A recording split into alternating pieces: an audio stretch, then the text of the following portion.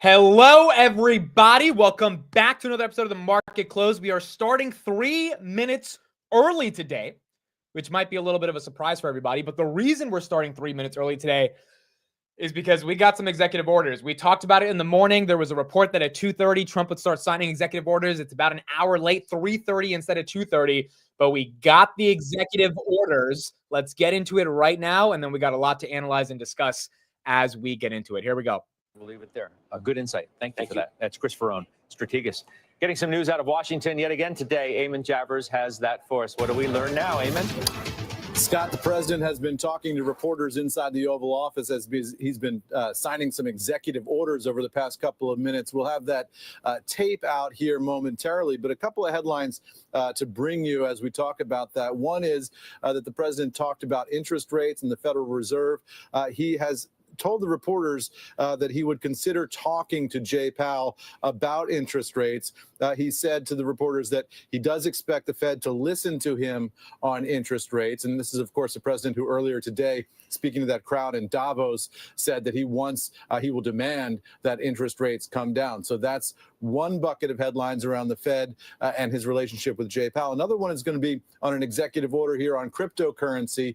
We're waiting for a little bit more detail from the White House on exactly what this document that he signed is, but he's creating a working group on crypto, which will have David Sachs involved. David Sachs was in the Oval Office with the president moments ago, explaining the details of it to reporters who will explain it to us when they come out to the press briefing room.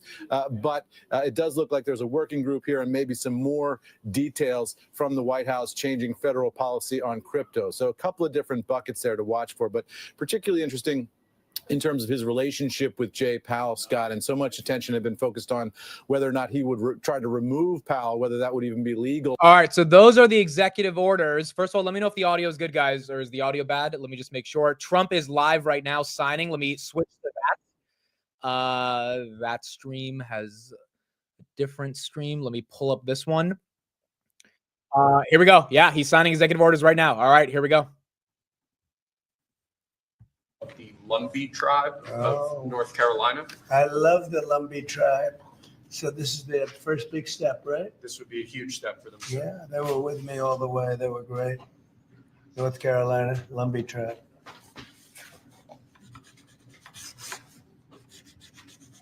Okay, so he's signing new ones. He signed crypto ones and AI ones today already. You'll send them a copy of that? Yes, sir. They were great. Okay. If you'd like, I could get them that pen, sir, as well. Yeah, let's do that. Next, we have a set of pardons for peaceful pro-life protesters who were prosecuted by the Biden administration for exercising their First Amendment rights. Do you know how many? I believe it's 23, sir. 23 people were prosecuted. They should not have been prosecuted. This is a good.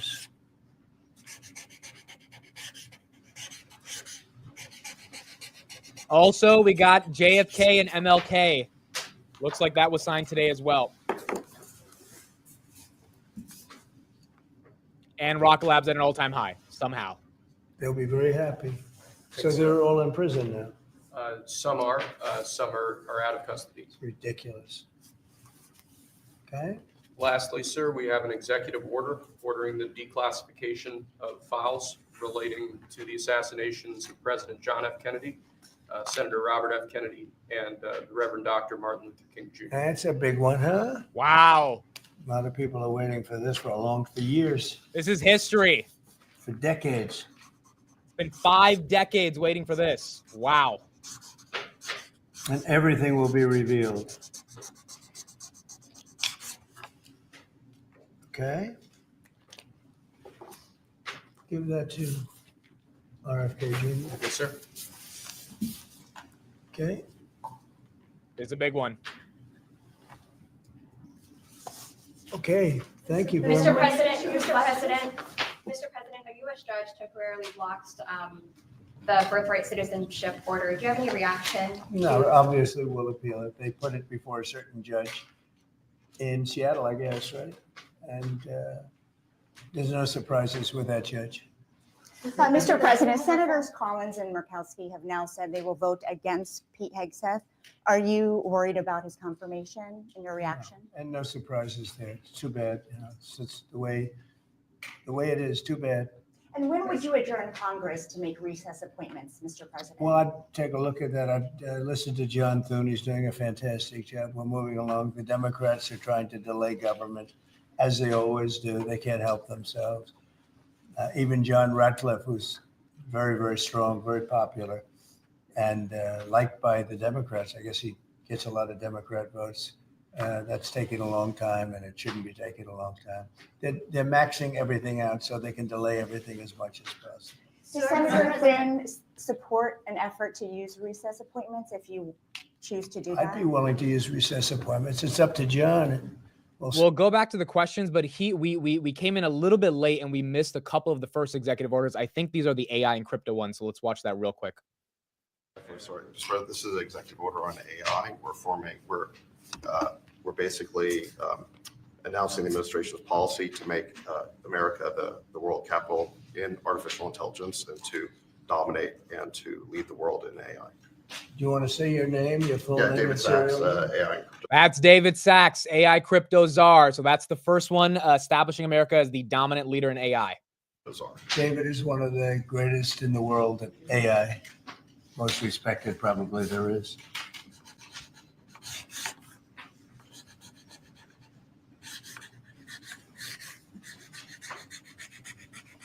So that should take us to the forefront, right? Absolutely. We got to win. Okay. I think the next one is the crypto one, and then we'll read the specifics. And this, David, is? Yeah, this is the crypto EO. We're going to be forming an internal working group to make America the world capital in crypto under your leadership. Which is really going up, right? Absolutely. There's the crypto one. All right, David, that's for you. Thanks. Wow.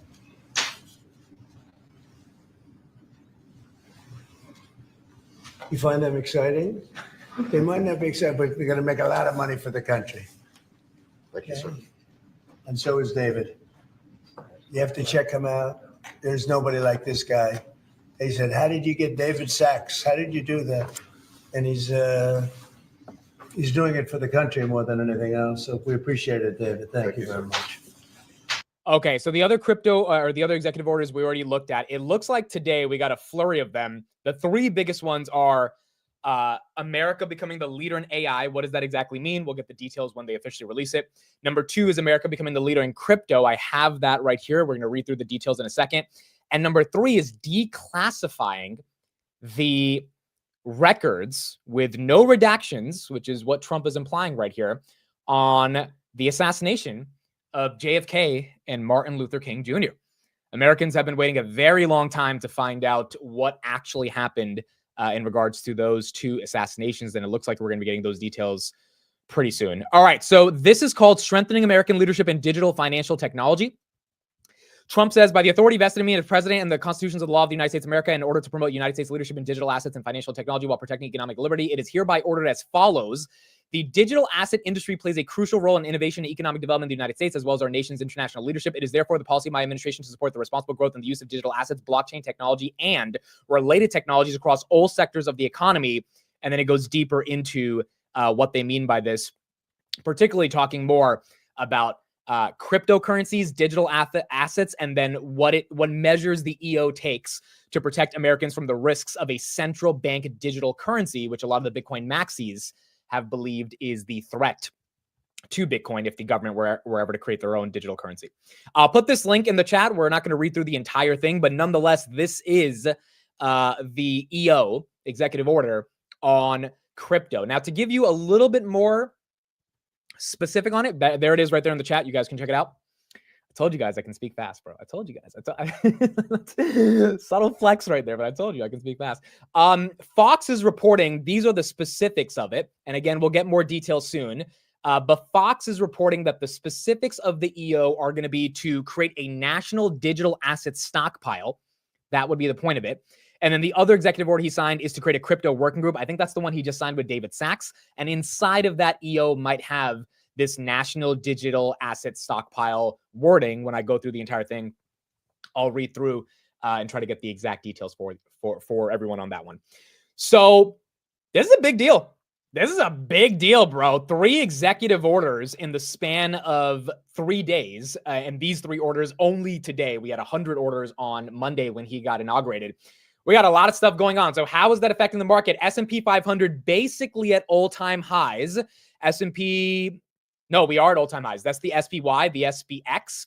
610, baby. There we go. We're here. 61 hundo. 61 hundo. Yesterday we were at 6,009, which was tying the all-time high in December. Now we are officially at all-time highs.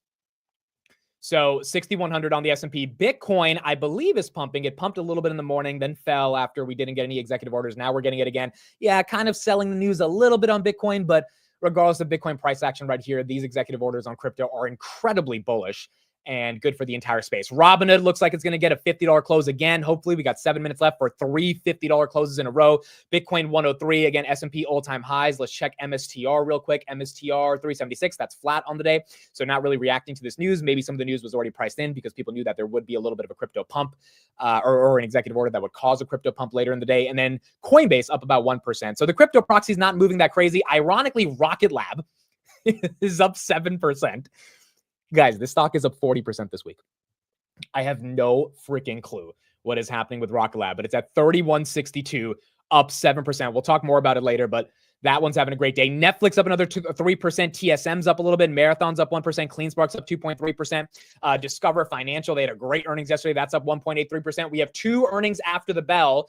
The first one is Texas Instruments and then ISRG. Let me know if anyone owns these names. Intuitive Surgical and Texas Instruments. Both of these very important companies. Intuitive Surgical, $216 billion company. We don't talk about it enough, but a multi-$100 billion company.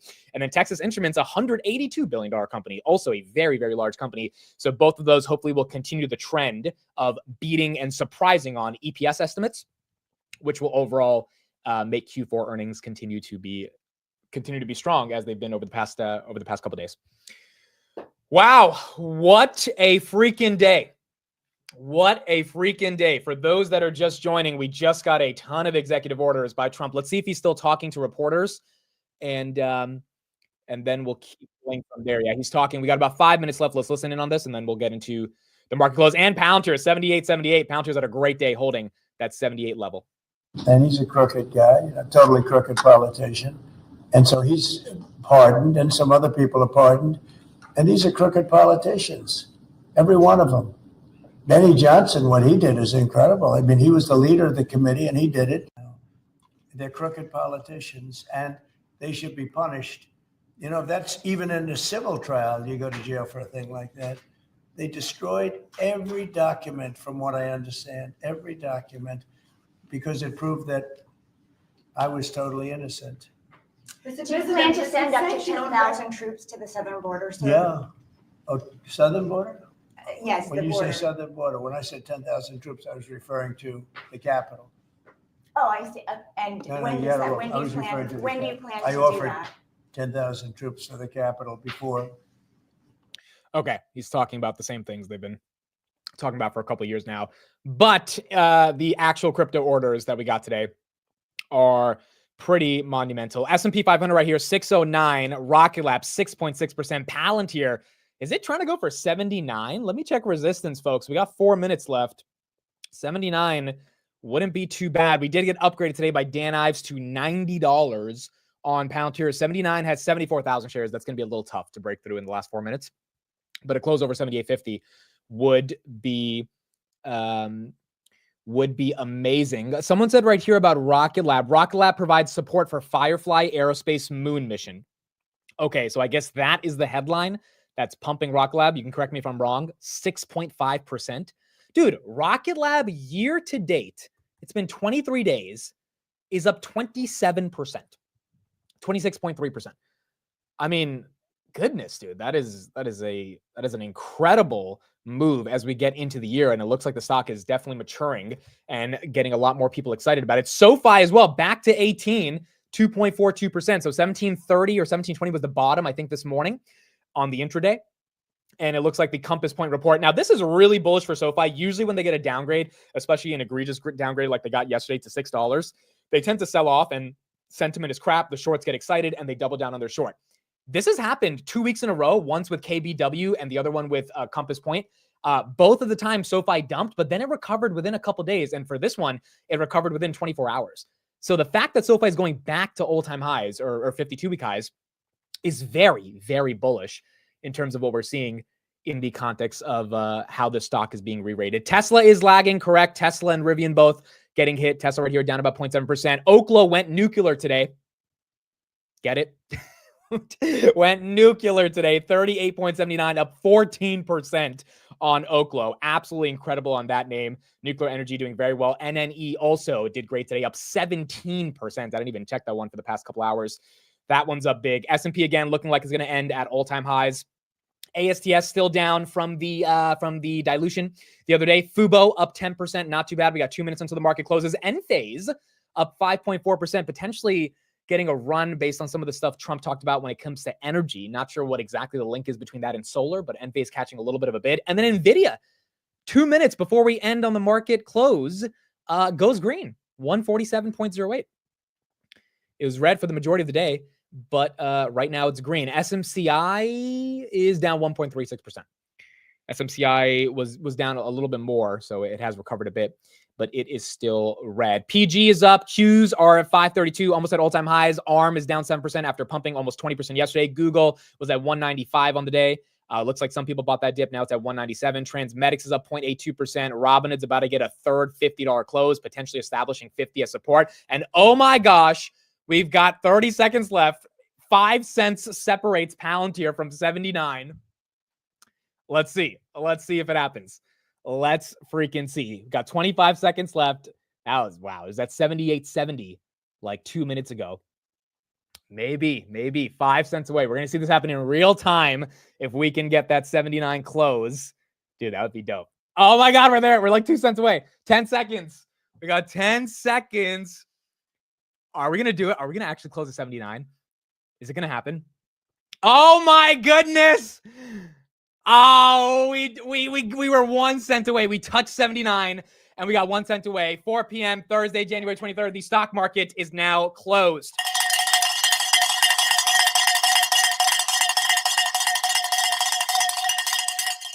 Dude, it literally touched 79 at 359.58. And then at 359.59, it went 1 cent down and it closed the day at 78.99. There you go. What a run by Palantir today. 4 p.m. The stock market is now closed. Thank you, everybody, for being here. We got a lot of stuff to talk about. We got 2 big earnings we got to get into. And then we got to talk about these Trump executive orders and the implications it has on the broader market. SoFi closes above 18, up 2.5%. Very nice for SoFi. Texas Instruments, again, up 4% after hours. Okay, I think we're going to have to get right into it. We're going to see if we get the numbers for Texas Instruments. Looks like the street likes it. Looks like the street likes it already. Let's see if I can get the numbers. It might take a minute to get the numbers, but that one is already up about 2.3%. MSTR ends at 372, down about 1%. S&P 500 closes at a literal all-time high. Absolutely incredible for the S&P 500. Palantir at 78.98. Robinhood gets its third $50 close. Again, incredible. Bitcoin right there, 102.8. You got SoundHound that was up a little bit on the day. Celsius was down about 1.2%. Enphase up 5%. Uber was up 0.5%. Tesla right here down about 0.5%. And then Nano Nuclear Energy, NNE, was up 17%. SMCI was down 1.3%. Did NVIDIA get the 147 close? NVIDIA did indeed get the 147 close, 147.22 on NVIDIA. Don't have Texas Instruments earnings yet. Let's see if I can... Oh, I got them. All right, here we go. It's a beat. A beat on the top and the bottom. A beat on the top and the bottom. Rocket Lab also closes up 6%. And Meta, I think, also had a big day. Meta, 636, up 2%. So Meta as well, not too bad. 130 versus 120 on EPS for Texas Instruments, TXN. That's a beat. And then $4 billion versus $3.87 billion on revenue. That is a beat for Texas Instruments. That's green.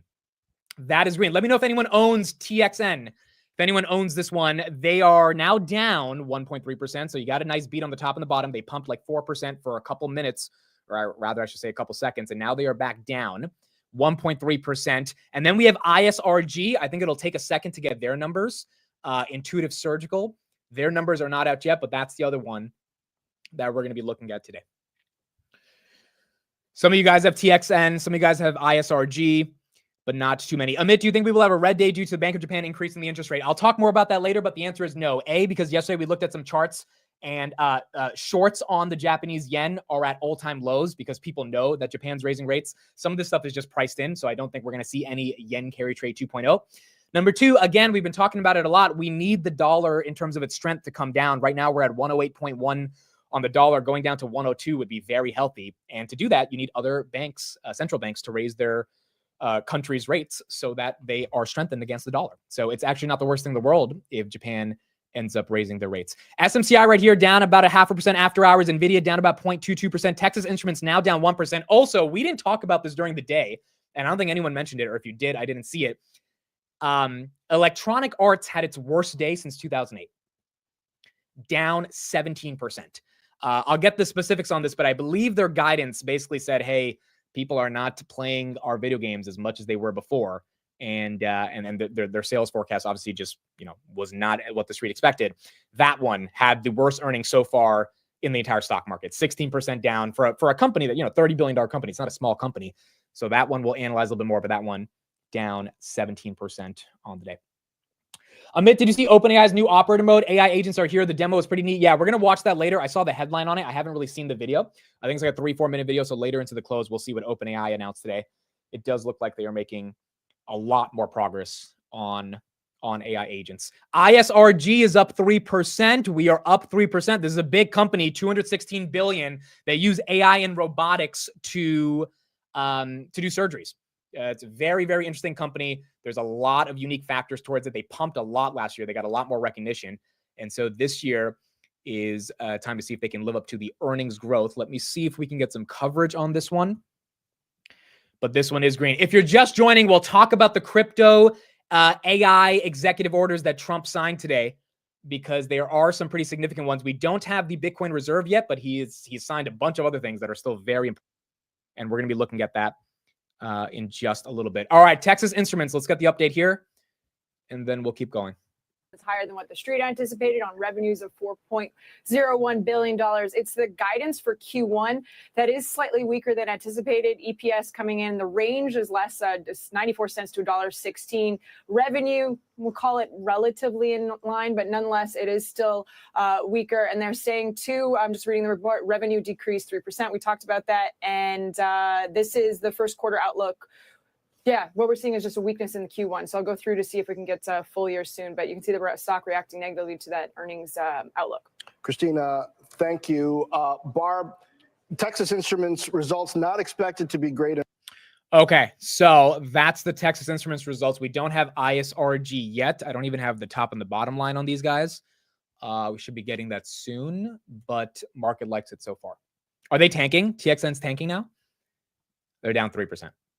Well, how much? They were up a lot last year. Even this year, I think they were already pumping. TXN, let me take a look at them. TXN stock.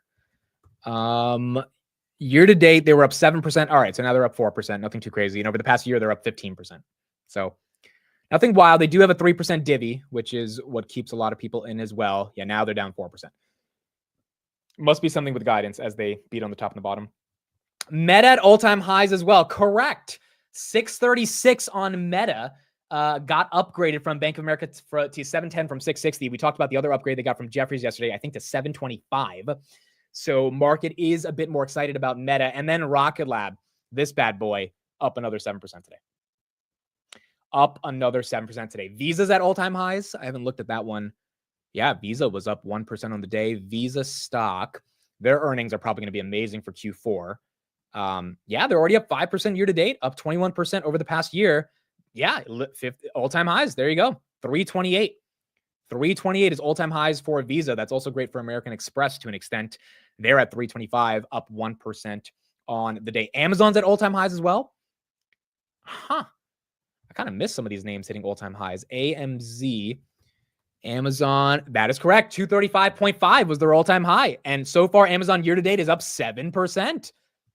January's turning out to be pretty damn like either this is too good and this is like, and we're getting a bit too euphoric. But again, with all the data we're looking at, especially with new tenant rents, we looked at that a lot this morning. That is falling off a cliff. It is negative for the first time in over 15 years. Literally has not been negative since 2010. That means inflation should be close to falling off a cliff, even if it takes 6 to 7 months for the Fed to see it, which means rate cuts should be on the way. The labor market is cooling off based on the initial jobless claims data we got this morning. And then tech earnings on average are beating. 75% of the companies that have reported have beat on the top and the bottom line. So, you know, as euphoric as the Trump meme coin may make people think it is, companies are showing good results and the macro is not in a horrible place. And then you got Trump deregulating everything, allowing a better environment for us to have a bit more growth. HIMS today was up 4%. HIMS passing $30 as well.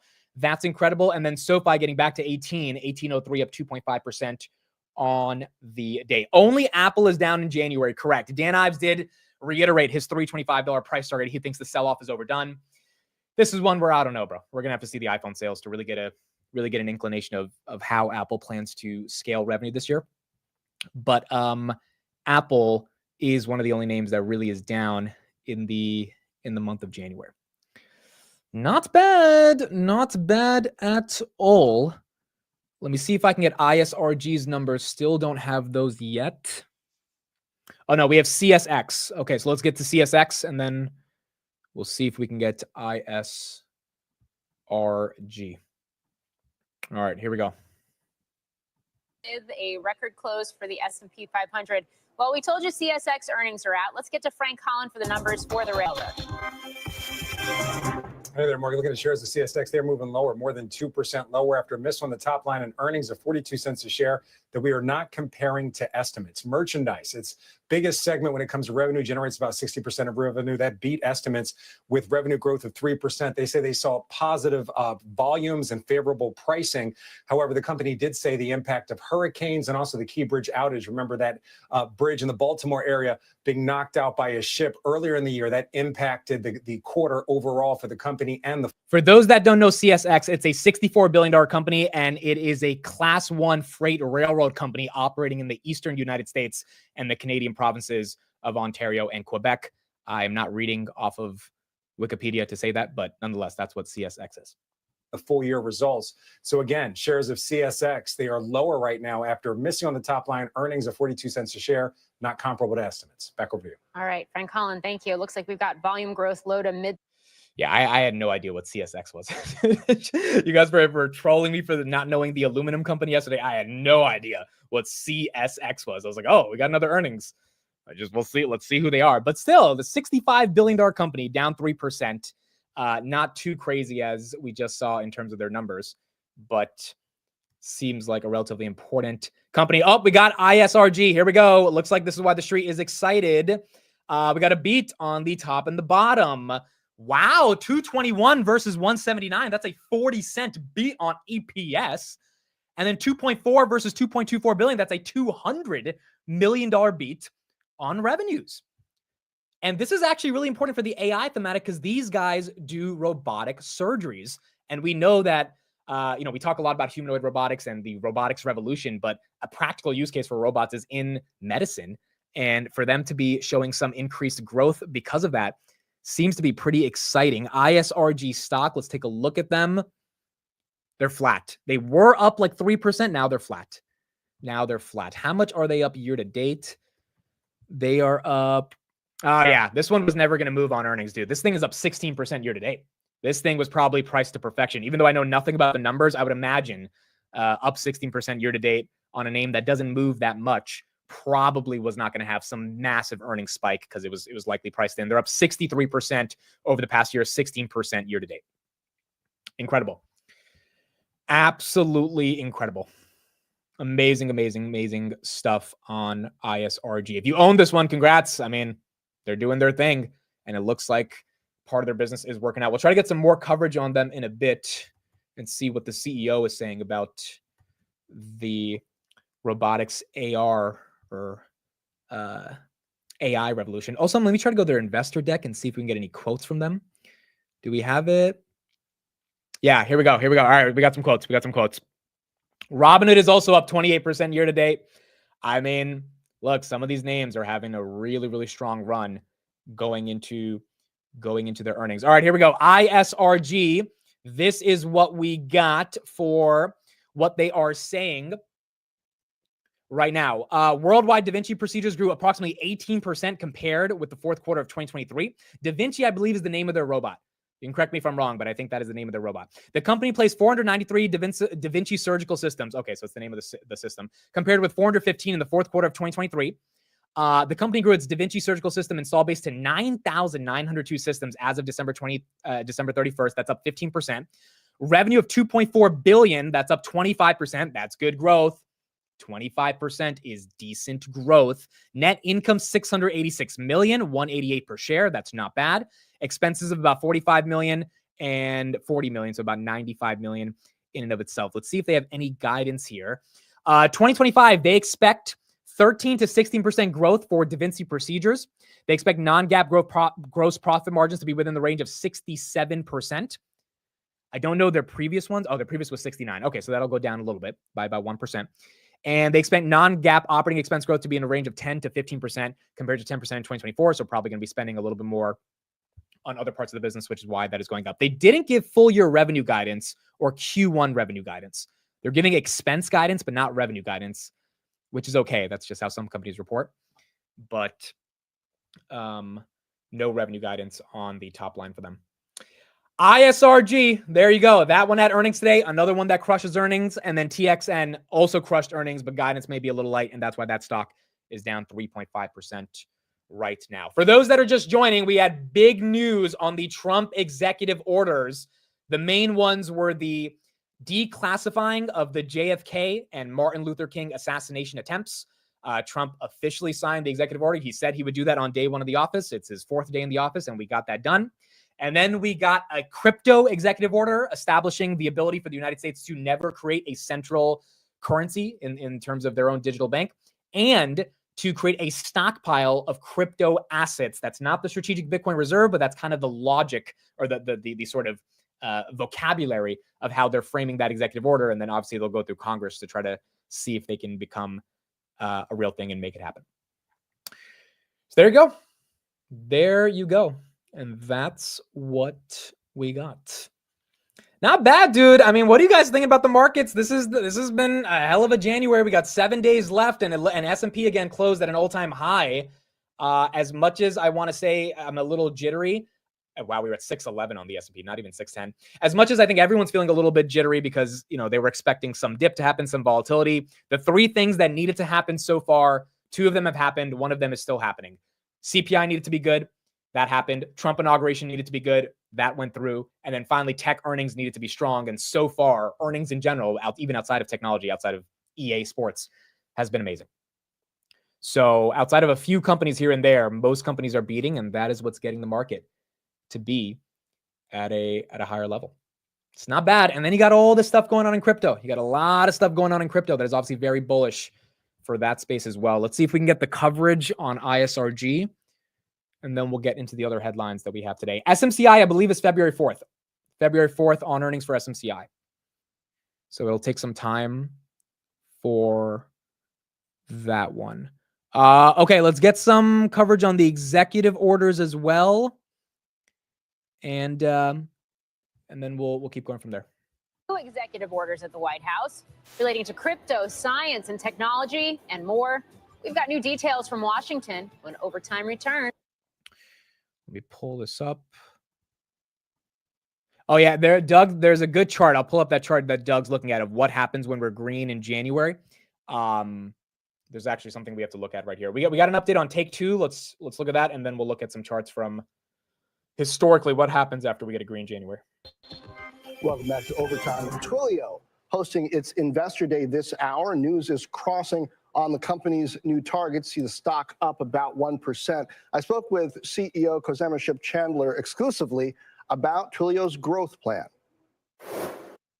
Over the next 3 years, the way that we see that manifesting is $3 billion of cash flow. So that really kind of provides ballast for the organization. Okay, so that's the headline. Expect $3 billion of cash flow over the next 3 years on Twilio. That stock, real quick, we'll just take a look at it, and then we'll move on. Twilio, wow, that's up 3%. Twilio, correct me if I'm wrong, was this thing $70 last year or 50? Or sorry, not Twilio. Sorry, I said Take-Two. I meant to say Twilio. I'm sorry. I said Take-Two. I meant to say Twilio. Twilio was back at $60 in 2024. Now it's at $113. So this one has also had a very nice move. This one is the messaging communications platform, the API that allows companies to send you like codes to sign into their products. That is what Twilio does. Take-Two is the gaming company. So those two are different. Okay, cool. So that's what we got on Twilio. Here's the chart that was a very interesting chart right here in regards to some of the macro perspectives on what happens when we go pretty green. So let's take a look at this by Ryan Dietrich right here. 1 year ago this week, the S&P 500 finally made a new all-time high after going more than 2 years without one. We shared at the time that long times without new highs and then finally making one tended to suggest strong performance for the next 12 months, which makes sense. So on January 19th, 2024, we had gone 24 months, aka 2 years without a new all-time high. And then the return since then has obviously been another 25% year. And we've gotten even more green since then as we get into January of 2025 as well. Kind of the same argument that, a lot of people say when it comes to all-time highs is that all-time highs create new all-time highs. And if all-time highs create new all-time highs, which again, the S&P 500, this is a look of all the all-time highs we've had so far throughout the past 50 years, they have created even more all-time highs. In 2024, we had 57 all-time highs in the S&P 500. We just got our first all-time high for 2025 today, January 23rd. Again, 2024 was different, bro. 57 times we made a new all-time high. If that happens again in 2025, I mean, it is going to be pretty spectacular. And if it has the earnings growth to support it, which is the most important thing, that would also be pretty damn spectacular. All-time highs create FOMO. FOMO creates all-time highs. That is true. But the only difference here, 2021 felt more FOMO creating all-time highs, but the earnings weren't there to justify it, and the interest rates were so low that it obviously everything was inflated. Looking back in hindsight, now interest rates are relatively high compared to compared to CPI. We're almost double what CPI is, and earnings growth is real because of the tailwind of AI. I mean, that tailwind so far is affecting a lot of companies, and we're seeing it in their margin expansion as well. Now we need big tech to really, do some good stuff for us. Netflix already did their job. If the rest of these guys can continue to do well, then we should see more momentum. Let's get an update on EA, and then we'll keep going from there. Let me know if anyone owned this stock. EA, worst day since 2008. Electronic Arts, EA shares plummeting 17% right now, marking their steepest decline since the Great Recession 2008. The gaming company warning that its financial results will be weaker due to slower sales of its soccer game. That would be EA Sports FC 2025. That's soccer in the UK. And its role-playing game Dragon Age. Wedbush calling shares dead money for another quarter, but sees a rebound once the company provides a release schedule for all their new games in 2025-2026. American Airlines disappointed investors with a wider than expected loss, attributing the miss to higher fuel and labor costs, as well as an increased mix of regional jet flying.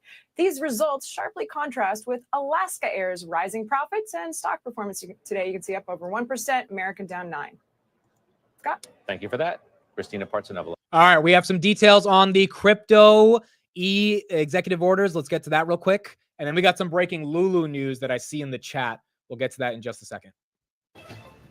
Yep, Morgan, that's right. The president signed 5 executive orders here at the White House just a few moments ago. And we're getting the details now on this cryptocurrency-related executive order that he signed, which establishes a working group at the White House led by David Sachs to look at cryptocurrency policy to stop what they call regulatory overreach on cryptocurrency. One important point here, because there's some question about whether the president would go ahead and establish some kind of strategic reserve fund of cryptocurrency. This executive order does not do that. What they say specifically here is that the working group will be tasked with developing a federal regulatory framework governing digital assets, including stablecoins, and evaluating the creation of a strategic national digital assets stockpile. So the word evaluating there is doing a lot of work. Basically, that means this working group is going to take a look at it and maybe make some recommendations down the line. So, no concrete movement in that direction. You might get a sense that this kind of opens the door a little bit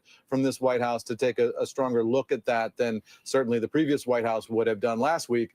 But there you go on cryptocurrency. Also, the president was asked by reporters in the Oval Office whether it bothers him or not that Elon Musk came out and criticized the deal he announced at the White House earlier this week between Oracle, OpenAI, and SoftBank to do hundreds of billions of dollars worth of investment in AI data centers here in the United States.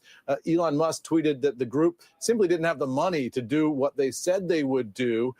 Sam Altman, the founder of AI, a longtime rival of Elon Musk, they've had a tense relationship over the years. Altman obviously was in the room earlier this week. Elon critical of that, Altman firing back on social. The president was asked about all of that just now, and here's what he said. No, it doesn't. He hates one of the people in the deals. Have you spoken to him since then? No, I've spoken to Elon, but I've spoken to all of them, actually. No, the people in the deal are very, very smart people. But Elon, one of the people he happens to hate, but I have certain hatreds of people too. So we've been analyzing this Trump, Elon, Sam Altman love triangle. We finally got some verbiage from Trump on this. Trump's answer was, all right, Elon hates some people. I hate some people too. Trump's kind of, dude, honestly, Trump is approaching this like a negotiation. He's like, all right, not everyone's going to be happy. I hate some people. He hates some people, but it is what it is. That's the first response we got from Trump on this whole Elon, Sam Altman rivalry that we've been seeing over the past couple of days. So the president there saying one of the people, not naming Sam Altman, presumably that's who he's talking about, that Elon hates. The president saying he can relate to that because, he hates people too. Another point the president made is on interest rates. The president was in Davos, speaking to an audience in Davos earlier today, said that he's going to demand that interest rates come down. In this outing with the press this afternoon, the president said that he feels he knows interest rates better than the folks at the Fed, and he does expect the Fed to respond to what he says in terms of demanding lower interest rates. We'll see if the Fed responds to that. I wouldn't imagine that they will. Jay Powell has said that he's holding on to the job. When he was asked whether there was any indication that he would resign in the face of an incoming Trump administration, Powell said that's not under the law. So presumably this is the White House here in the person of Donald Trump sending a signal down the street to the Federal Reserve that they want rates to come down. We'll see if it has any effect, guys. Back over to you. All right.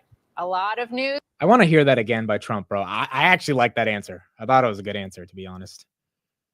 Bring back on social. The president was asked about all of that just now, and here's what he said. No, it doesn't. He hates one of the people in the deals. Have you spoken to him since then? No, I've spoken to Elon, but I've spoken to all of them, actually. No, the people in the deal are very, very smart people. But Elon, one of the people he happens to hate, but I have certain hatreds of people too. Dude, it's like he's literally just taking it like it's business. It's like no hard feelings, He hates him, but I need to get my money for my deal. I need to get investments into America. I get he hates him. I don't like other people, so it is what it is. I mean, it's kind of, it's not like his feelings are hurt. It's not like he's upset that Elon's, going off on Twitter about Sam Altman. It's just kind of like, all right, cool. You hate him. That's fine. I hate other people. We'll move on. That is the take we got from Trump. By the way, Twilio, I guess that $3 billion in cash flow that they're projecting is really pumping the stock up here, 9%. No earnings today, but Twilio is showing a really nice outlook over the next couple of years. Lululemon, we got some updates on them, folks. They are doing a share offering of 5.1 million shares. I don't know what they're going to price this as. Lululemon stock not reacting right here. Stock is at 387. It's down about 1%. If they do it at like, $300-$350, you're looking at 150 million to 2 million in dilution. So now we're just going to see if that ends up, or what price they end up doing it at. But so far, stock's not really tanking off of the idea that they're filing these 5 million shares for dilution. So that's what we got. Should Lululemon be doing that? I mean, the stock's kind of, all-time highs were 500, but then it fell to 250, 210. Now it's back at 300, 380. So, I mean, it makes sense that they're taking this as an opportunity to dilute. If it's a good thing or not, it really depends on shareholders of the company and if they think they're going to use the cash for strategic purposes. I don't know about their balance sheet. I don't know if they really need the cash. Market cap right here at 47 billion, but it seems like if they're diluting by 5 million shares, then they probably do need some of the cash. Bank of Japan rate decision announced at 6:50 p.m. Eastern. I think it usually happens at 9:30 p.m. Eastern. I wouldn't expect 6:50. At 5 o'clock, we will have David Sachs on Fox News, and he's going to be doing an interview about this crypto executive order, so we'll be covering that. But you should expect the Bank of Japan decision probably 9 p.m. Eastern. And I'll be covering it on X, so I'll be posting about it when it's live. More likely than not, we're getting a hike, so everyone should just be ready for a hike. But it's not really a bad thing. Not from kind of what I think could happen to the dollar, and also from the fact that yen shorts are at their lowest level in a while. It's definitely not the April or August 5th type of short case that we have on the yen. Rocket Lab, this thing is literally going to the moon, dude. This is kind of insane. 31.57, up 7%. After hours, 31.39. I knew they had a press release yesterday and a press release today, and I guess that's helping the stock. Rocket Lab right here, 43 times price to sales. Palantir is trading at a 67 times price to sales. So Rocket Lab kind of getting into that territory where the street's paying a premium and they kind of don't care about the fact that they're paying a premium. $15.78 billion company. But then you also have a lot of people thinking that 15 billion is relatively cheap for the growth that Rocket Lab is going to put up. And so I guess we're going to see going into their next earnings what we're going to get from Rocket Lab. Where's Palantir after hours? Palantir 78.98. Again, we were very close to that $79 close. Did not get a chance to get that. Like literally 1 second stopped us from getting that. But still not bad. I think Matt had some thoughts on Rocket Lab right here. Well, let me just pull this up right here. Let me put his question to you guys and see what you guys have to say. So he says average analysts for Rocket Lab revenue expectations are 130 million. That's a 117% increase year over year. The range for the 12 analysts covering the stock are 123 to 134. Analysts predict profitability by second quarter of 2026, which would be 6 quarters from now. Do you think this is bullish or bearish? Who thinks they're going to beat 130 million? Who thinks they surprise and we're going to see way more than 130 million, or who thinks that's probably in line? 130 is what Rocket Lab should be expecting. I have no clue. I have to do some more research to see if that's reasonable or not. But 117% growth is not something to scoff at. Now, obviously, the stock has been re-rated and market might be pricing some of that in, but still, that is pretty incredible. Grindr is up 8 or 6% after hours. I don't know if they released any. They don't have earnings today, so I don't think that's what's causing it. Oh, wow. They did put out something. Holy crap. Wow. A lot of these companies are doing this whole preliminary earnings stuff. They did put out a statement right here. Twilio's up 10% because the CEO says they're expected to do $3 billion of free cash flow. That's why Twilio is up right now. Okay, Grindr says the company projects full year 2024 revenue of 343 to 345 million, reaffirms adjusted EBITDA margins of 42% or greater. Wow. What was their full year revenue in 2023? I would have to check that. What their full year, what growth? I think that's above 30% growth. Grindr 4th quarter 2023.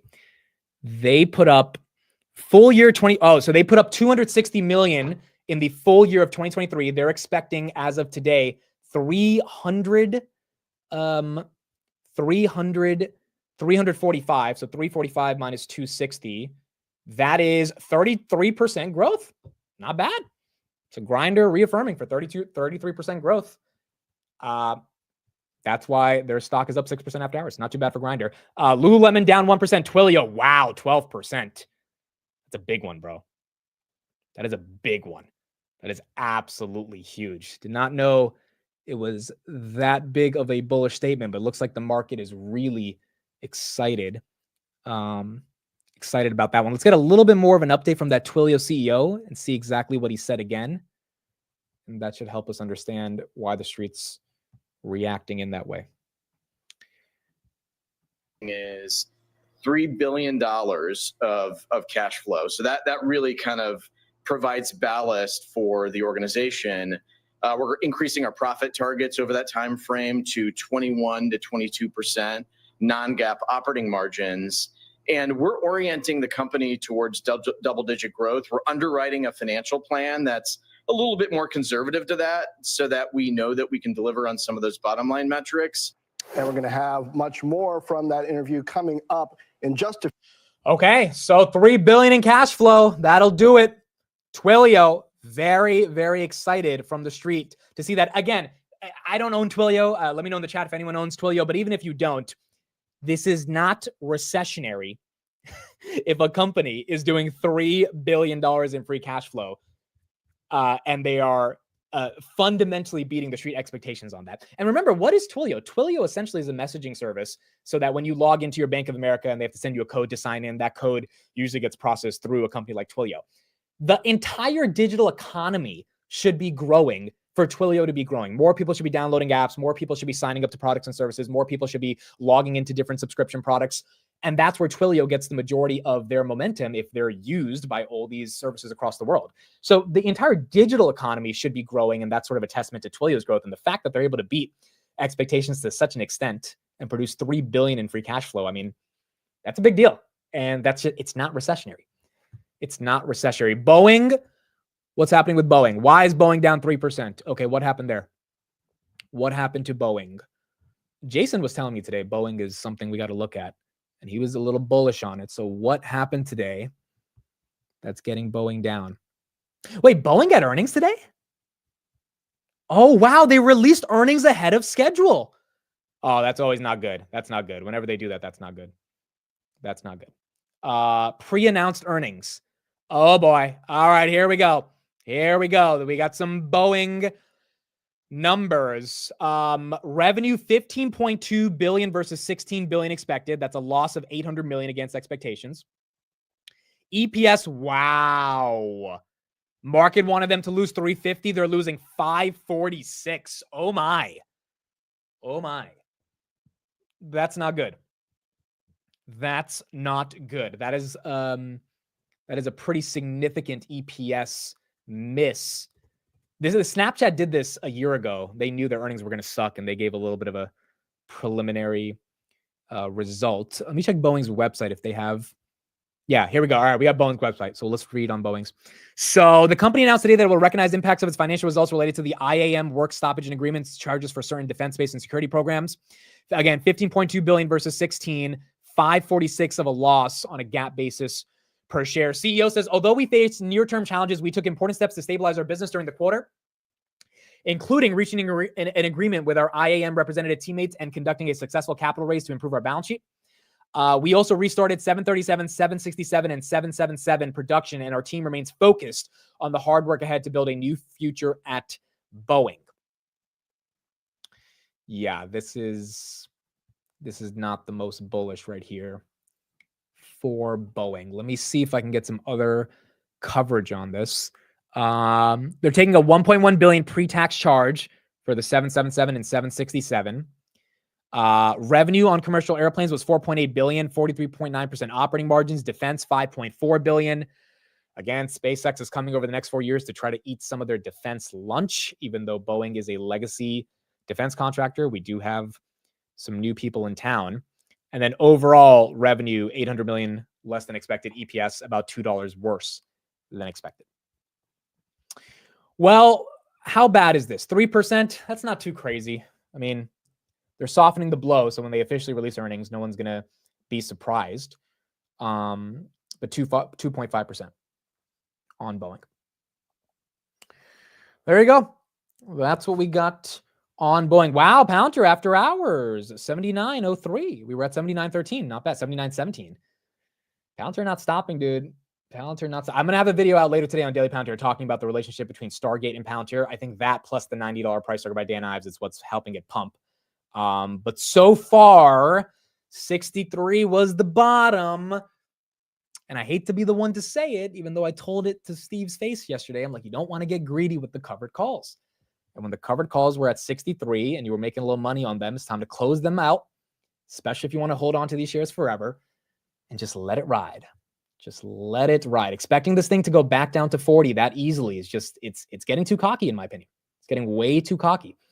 So look, could it happen? Could we go from 80 to 40 on earnings if we have some dramatic miss? Maybe. But if Operation Stargate is real and all this money is coming into the broader markets, you would imagine Palantir is going to be a beneficiary of that demand, whether you invest in the company or not. And if that's the case, it can be expensive for a long time.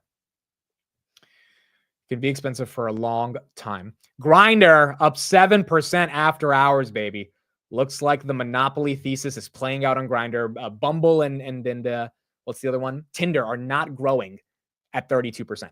The only way you grow at 33% in the dating space is you have to have a differentiated niche. And it looks like that's what Grindr is showing, and that's why they're up 7%. Texas Instruments still down 2.4%. ISRG now down 2.24%. Apple's down 0.5%. SoFi down 0.33%. Hims down about 0.5% right now as well. MSTR as well, down about 0.69%. That's because Amit has hundreds of accounts. Oh my gosh, dude. I'm just saying, bro, the thesis has always been, ever since I found out about the stock like 8 months ago, that they have a monopoly on this space. That has always been my thought process. All right, we have a CNBC update on Robinhood. I didn't catch this today, so let's see what they had to say. This might have been the reason Robinhood got a little bit of momentum today as well. Brown just updated his list of the best stocks in the market, according to the things that he looks at. Robinhood makes the list. Let's do that first. Yeah, I wanted to do Robinhood because it's one of the names that's been on for a while. And I think it's notable because it's so extended, but it's still in this incredible uptrend. So I want people to keep an eye on it. And I think it's going to set up, but it's just got to get a little bit less extended. I think it's going to do that through correct through time rather than price. But let's talk about what's happening here. It's within 1% of a new 52-week high. The last time this stock was at an all-time high was right after the IPO, and then it crashed, and it was never near one again. It had gone public back in July of 2021, so it's about 3 years. What's happening here is incredible gross margins, which in addition to the technicals is how it made the list. Gross margin has been above 85% for the last 3 quarters, which is remarkable, especially when you consider it's in the brokerage industry. It's had greater than 20% net income margin for the last 3 quarters as well. Year-over-year revenue growth, outstanding. 60% 3 quarters ago, then 69%, nice. Now 72%. So this is a company that effectively is a tech stock in the financial sector. So I want you to keep an eye on this. Let it consolidate a bit more, but it's going to set back up. You want to do the next one, or you want to Yes. set? Okay. Not bad. Downtown Josh Brown is bullish Hood. Now, we know his firm has 10,000 shares of Hood. The 13Fs that were filed on January 15th showed that Ritholtz Wealth Management does have 10,000 shares of Hood. They bought it in, I think, November-ish time, and they disclosed it last week. So he's bullish Hood. He's actually, I think he was bullish Hood around that, call it $11, $12 range a year ago as well. I mean, it's always been on his radar. I think they finally pulled the trigger back in November. So they've been on the Hood trade for a while, and it looks like being on the Hood train so far has worked well for them. Amazon right here down a little bit after hours. Hims down 0.36%. Palantir 79.22, baby, after hours for Palantir. Robinhood right here, $50.36. And then where is Tesla after hours? Tesla continues to be in a little bit of a slump, down 0.04%. I hate to say it, but Grindr's up 9%. The Grindr's up 9%. The Rock Lab's down about 1%. Let's get into the Boeing news. Get some coverage there. We got Sachs speaking in 20 minutes on this crypto order. We'll see what he has to say at 5 p.m. Before last quarter. As we think about Boeing, free cash flow, we knew 2024 was going to be about $14 billion of cash. And a lot of that was related to 777X that's losing $3.2 billion. Of course, they reported about another $1 billion today. And then, of course, defense was $4 billion in our estimates. And it seems like they're adding on 1.7 additional to that. So It's kitchen sinking, defense, and 777X. And those are some of the biggest moving pieces as we look towards normalized free cash flow in the 2027 timeframe. Those are $7 billion of swing as we think about 2025, where we still assume a $6.8 billion free cash flow burn. For 25, I think the street's at $3 billion.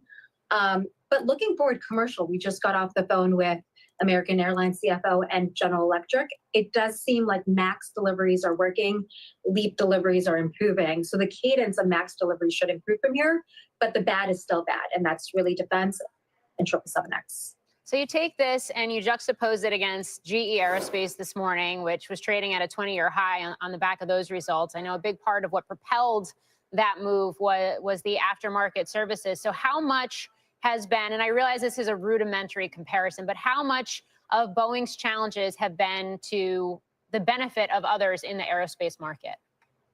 You know, when we think about the last 3-4 years, we think we've underdelivered about 4,000 aircraft, and going forward the next 3 years, we think we're still going to underdeliver about 1,000 aircraft out of a global fleet of 30,000. So we're underdelivering what air traffic is growing, and that has been to the benefit of aftermarket names. GE has been a primary beneficiary of that. They power 70% of the global fleet. 50% of their business is commercial services. So they have a big benefit to that. HEICO, TransDigm, names like FTAI, those are names we continue to support on aftermarket. And GE had just guided a month ago, and they raised their.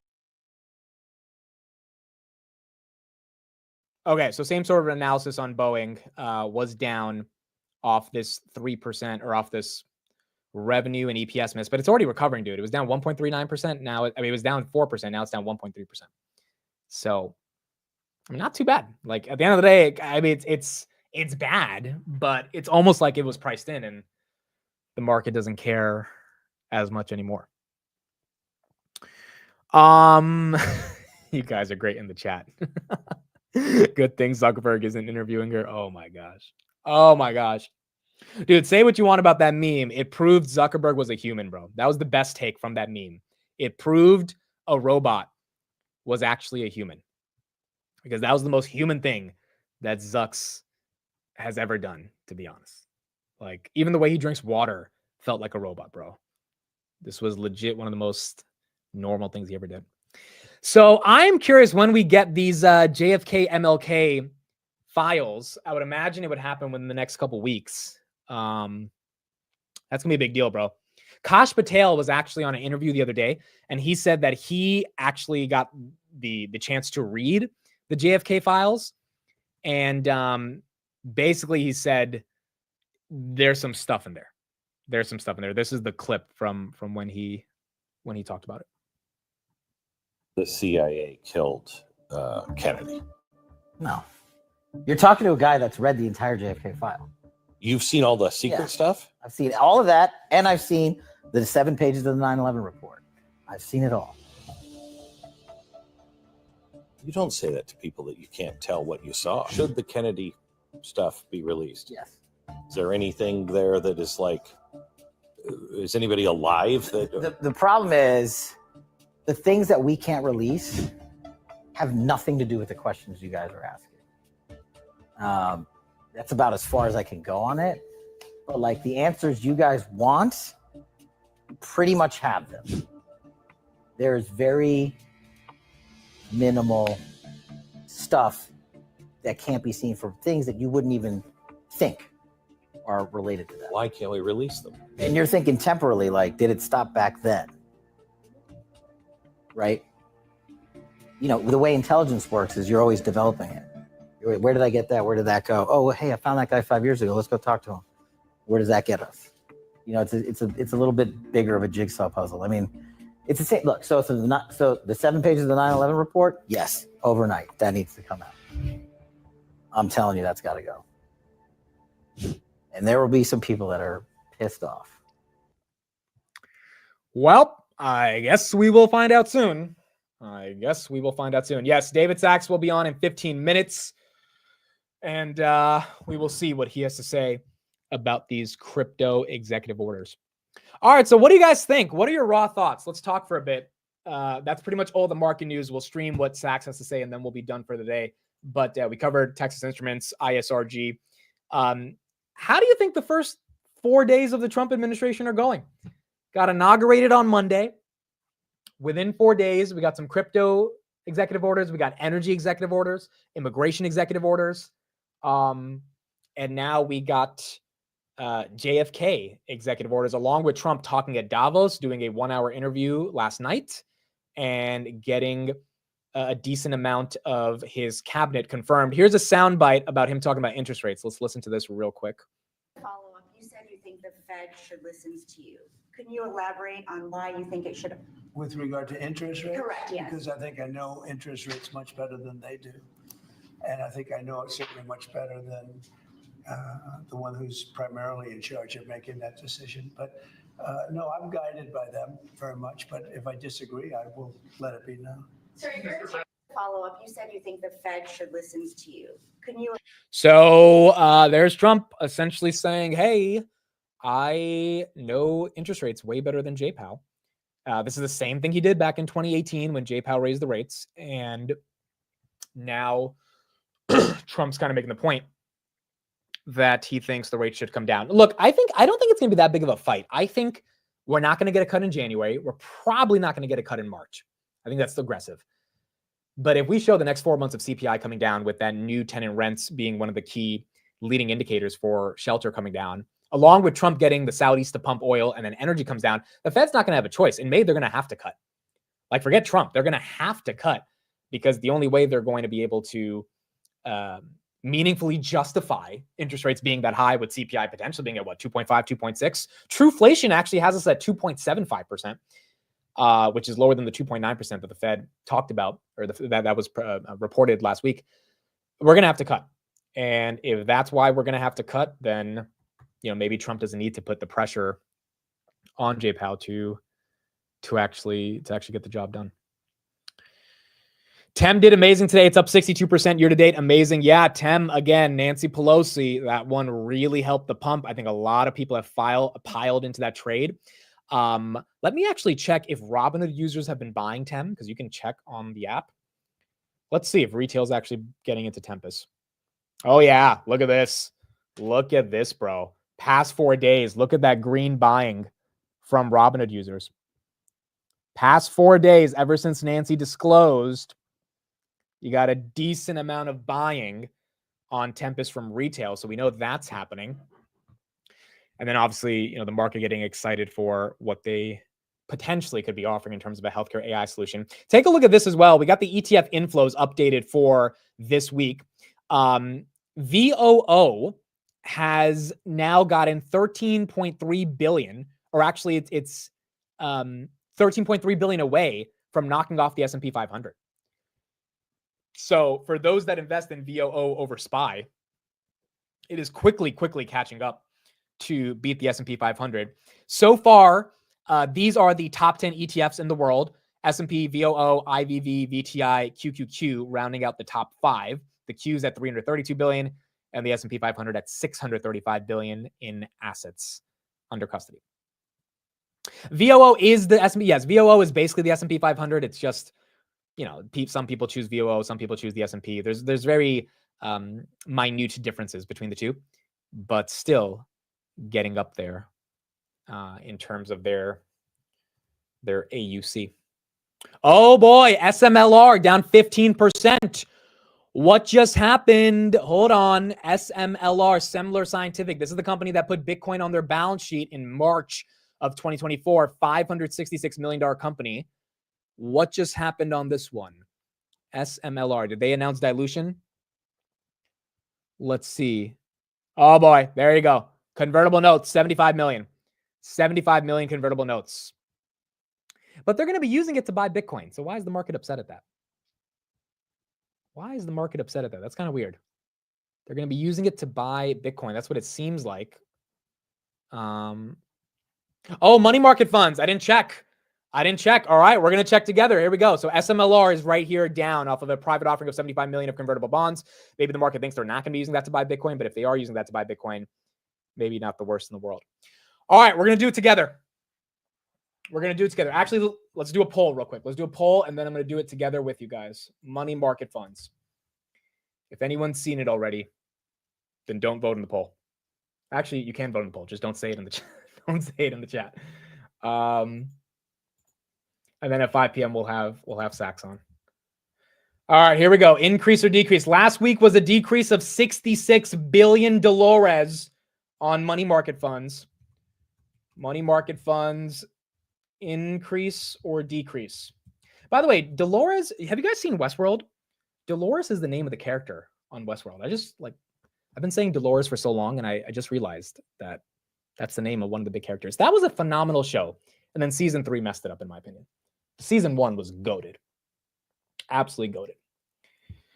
Okay, 60% say decrease. 60% say decrease.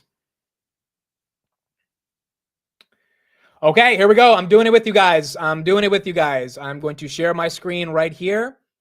We're going to the tab. Here it goes. What do we got? Increased by 41 billion. Wow. Didn't expect that. I thought it would come down. 6.9 trillion in money market funds. That's weird, dude. I thought it would come down. Especially with the market hitting all-time highs over the past week. You know what it is? I think people were scared of the Trump inauguration.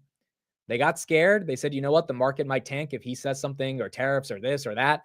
And they probably just like put some money into a safe space like money market funds to wait it out. That could have been the reason. Yeah, that's weird, bro. It's really looking like 2024. Markets green and money market funds just keep going up. For the 3 consecutive weeks before last week, money market funds were up 162 billion. Then last week they finally fall by 60 billion. Now they're back up by 41 freaking billion dollars. It's incredible. Part of it is definitely interest. Yeah, part of it is definitely interest. But the net inflows, outflows, for it to increase by 41 billion does mean that some money came from other assets, whether crypto, the market, whatever, and piled into money market funds. Like the fact that it's not a net decrease means like there's just not enough money leaving, like they did last week to the tune of 60 billion to go into other assets. Well, there you go. This is the question, right? Where is the money coming from? Again, some of it might be interest, but if some of it's leaving the market, but the market's going up, it means other money is coming into the market. And the net might mean people are going for being safer, but it also might mean that people are getting risk on. Remember, a lot of people have money in their high yield savings accounts. So just because money markets increase doesn't mean the market can't go up, because like for me on Robinhood, right? Like I deployed like 60 grand into the market this week. That money was sitting in my Robinhood account. That wasn't in a money market fund, but I was, getting 4% on it. So it basically was in a money market fund. It was just on Robinhood. So a lot of money could be just leaving people's brokerages that they have in cash, especially from profits that they got from their 2024 gains that they took in January, which is what I did on my HOOD options. And that could be being redeployed into the markets after they got clarity on CPI, Trump inauguration, and tech earnings, which so far have not been too bad. So money can be coming out of a high yield savings accounts and brokerage accounts to get into the market, but money also could be leaving to get into some of those money market funds. SMLR still down 15%, Twilio up 10%. Let's listen to the CEO explain why they are getting some of this momentum. And then we'll keep going from there. We should have Sachs on Fox in about 5 minutes as well. There's nearly in profits, an equivalent amount of cash flow to accompany that. And then on top of that, over the last couple of quarters, we've been able to return to double-digit growth. Over the course of the last year, we've got 9,000 unique AI companies that are building on top of Twilio. Wow. 9,000. A lot of those are probably startups, but still 9,000 is a decent amount. That's 9,000 AI startups, like many of whom didn't even exist, right? 2-3 years ago. We've got over 90% of the Forbes 50 AI companies who are building with Twilio. And so that's super exciting. And then on the flip side, we've got a bunch of enterprises that are equally developing with us. And so we've always had kind of this builder ethos. And now the time is to take communications, combine it with data, and then use AI as an unlock for our customers, their consumers. Chip Chandler's promising to ramp up Twilio's pace of product releases in 2025 to fuel that growth. Last year, we delivered 251 unique products to our customers. This year, we got to do even better. And we've got the right team in place. That's great. We've got the right strategy in place. That's great. And I think we've kind of imbibed the right values in terms of this discipline, rigor, focus. What we want to be known as is a really innovative company that's also really well run. And I think we've really done a good job in assuring investors, assuring ourselves that the company will be well run, that will do the right things for customers, that will always be there for them. But now it's time to kind of supercharge the innovation cycle. Like, one thing that I really took from my experience working with Jeff is that, you know, while you've got to manage risk as a CFO, on the flip side, you've got to seek it out, because on the other side of that is growth. Well, get out your smartphone, because you're going to want to watch the rest of that interview. The stock is moving. You can scan there, the QR code. Follow us on LinkedIn, where we post a lot of exclusive. All right, so you got the Twilio CEO very nicely pumping up their stock, up 10%. Twilio again. They got rid of the founder. I think his name is Jeff. The board got rid of him. Jeff Lawson. Yeah, they got rid of this guy, I think, a year and a half ago. They kicked him out. I believe he was the founder. Yeah, he was the co-founder and CEO, and they brought in a suit. And so far, Twilio has worked out decently. All right, there you go. Yeah, Jeff Lawson. That was his name. Moderna was pumping today. Were they? Moderna. Yeah, why was Moderna up 10% today? What was the news on Moderna? That one got hit last week badly. mRNA. Was it the Larry Ellison stuff where he was talking about mRNA vaccines? He was talking about that yesterday, or 2 days ago on the Stargate conference. I don't see any specific headlines, but it had to be something. Had to be something. Oh, they made the CFO the CEO of Twilio? Okay, that makes sense. That's probably way better than bringing in a random suit here. That makes more sense. Toast is up 3% today as well. Yeah, some of these fintechs getting some momentum. Also, Dave, this stock that doesn't get talked about enough. This one, let me check year to date how this one's doing. Last year it was up like 1,000%. Year to date, it's up 8%. Over the past year, it's up 500%. So incredible stuff by them as well. Meta, where is Meta? Meta is at 636. The all-time high on Meta was 637. So we are literally at all-time highs. Oh, after hours at 637. So there you go. Meta, 1.6 trillion. I did buy 5 shares of Meta at 628 yesterday. So I'm in the game. 637 right here on Meta. Not bad. Not bad at all. Tempest up 9% again today. So Tempest getting some love. Robinhood again, 50.36, down a little bit after hours, 50.33. Grindr still up 8% after hours. And then Rocket Lab up 7% on the day. Yeah, I think Meta gets the 2 trillion. Meta gets the 2 trillion. What would that take? Like another, I think, $30 to get to 2 trillion, $40?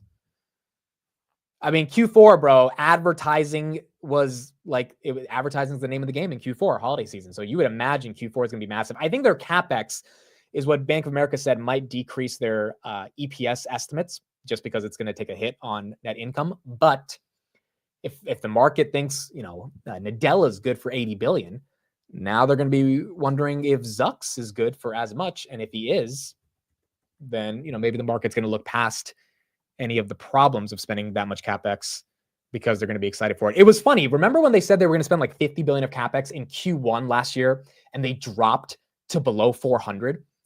So like the market didn't like it at the time, but obviously now we have a whole different interpretation of the idea of spending money on AI infrastructure. Okay, David Sachs is not live yet. I'll see if we'll catch him live to talk about some of these crypto orders and to see if we can get a little bit more analysis from him. Until we get to Sachs, let's hear from an old friend that we haven't heard from for a while, Mrs. Cathie Wood, and see what she has to say. People call this the Trump 2.0 ETF. Eric and Todd Stone, of course. Do you agree with that label? Do you think that makes sense? Well, I think this administration is going to be incredible for innovation. So I'm definitely not going to fight that. The only thing I would add is the flagship strategy, ARKK, includes the space, the innovation space that has been hit the hardest, was hit the hardest by regulation and a lack of M&A. And that was what we call the multiomics or genomic space.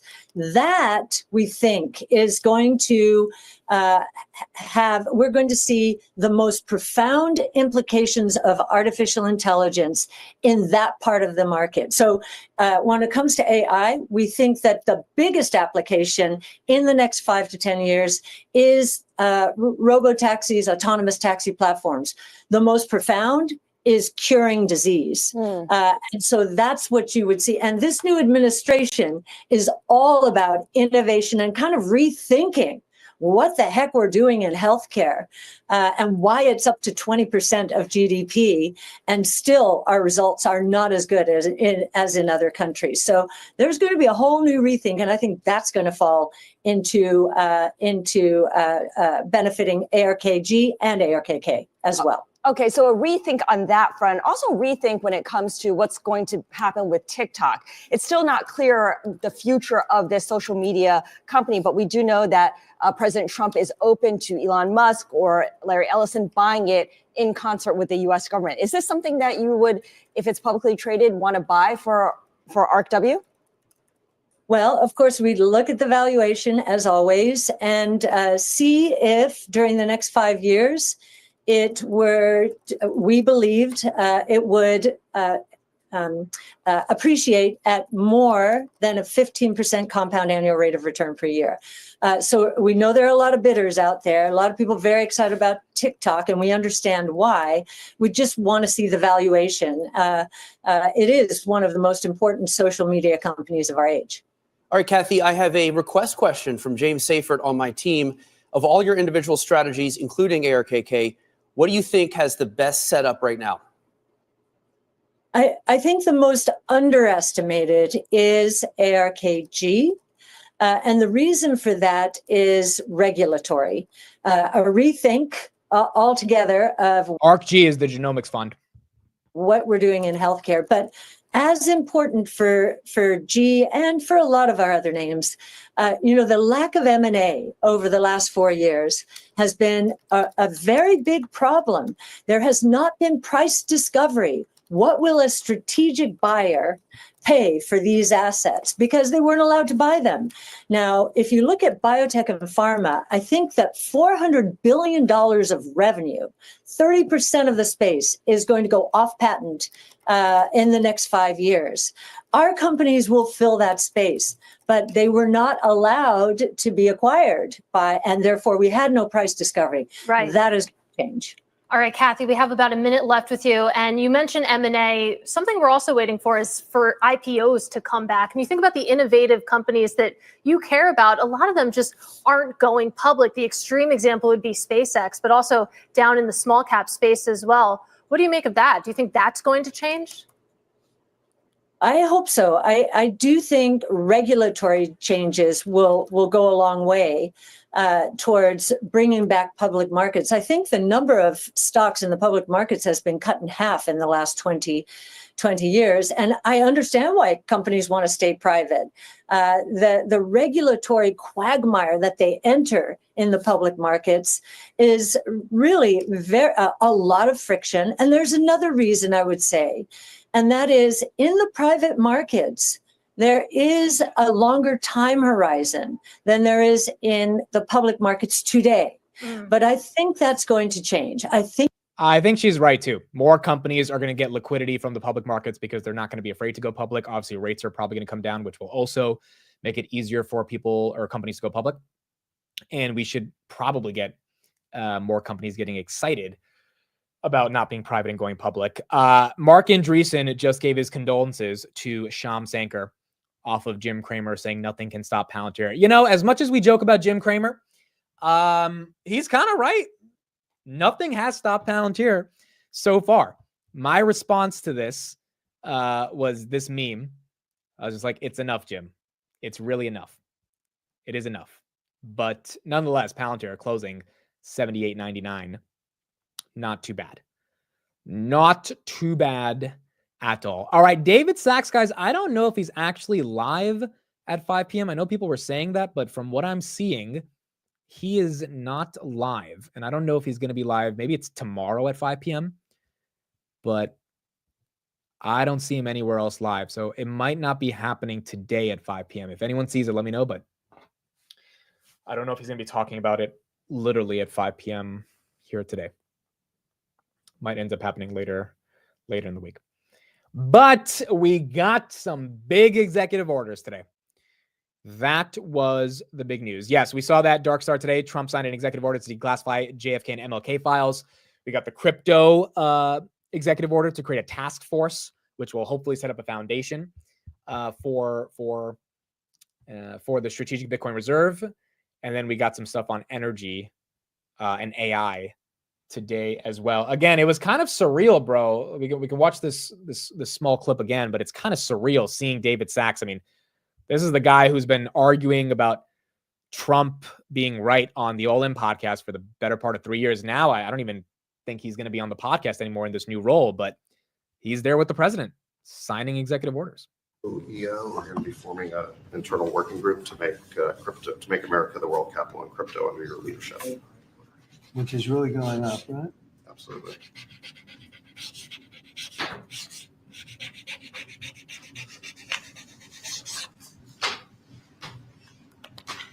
All right, David, that's for you. Thanks, sir.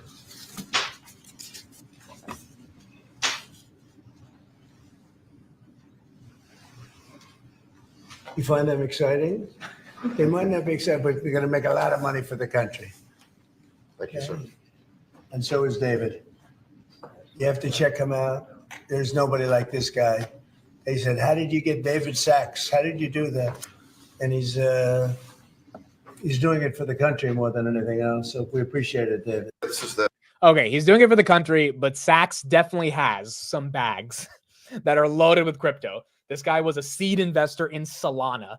So as much as he's doing it for the country, he's also, pretty excited to make crypto more mainstream, as he should be. There's a big industry that's developing around it. We need some common sense leadership, people who actually understand it.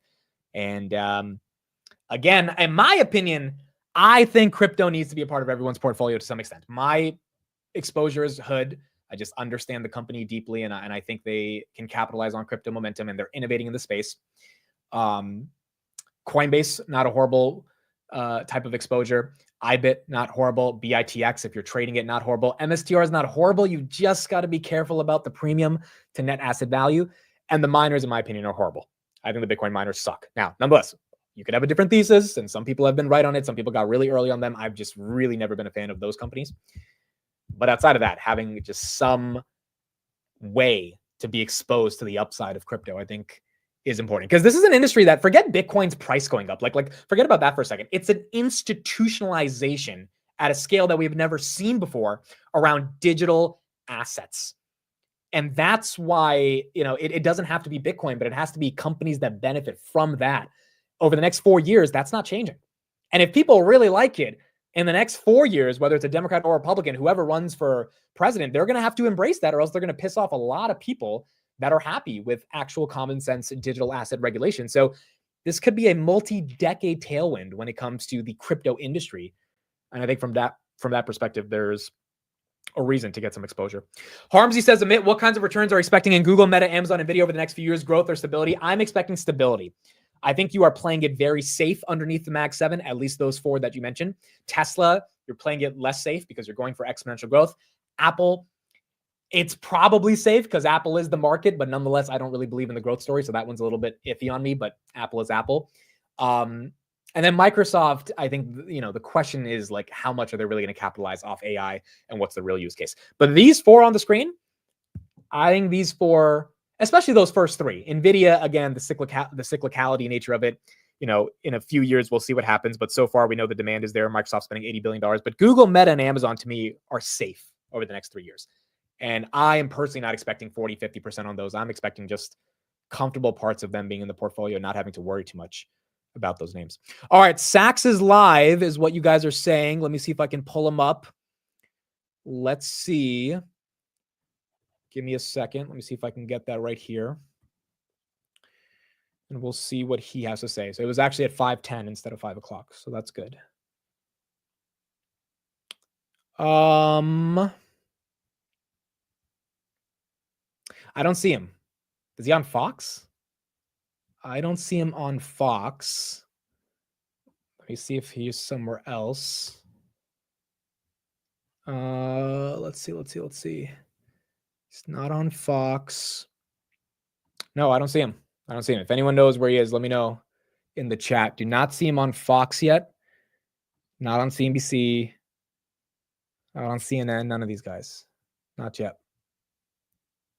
Yeah, I don't see him yet. Fox Business. Oh, Fox. Dude, Fox Business. This is the one thing YouTube TV doesn't have. Freaking Fox Business. Let me see if I can get them from their website. Dude, that's so annoying. Let me see if I can get them live. Can I get this live? Can I get this feed? Yep, I got it. All right, here we go. Let's get this here. Gives us the opportunity to extend the dollar's dominance internationally. We can basically create a digital dollar that people all over the world will use. And then the third area that we're going to look at is we're evaluating this national stockpile for digital assets. We haven't created it yet, but we're going to study that issue. So looking at the stockpile, haven't made the decision to go forward. Is that what you're saying?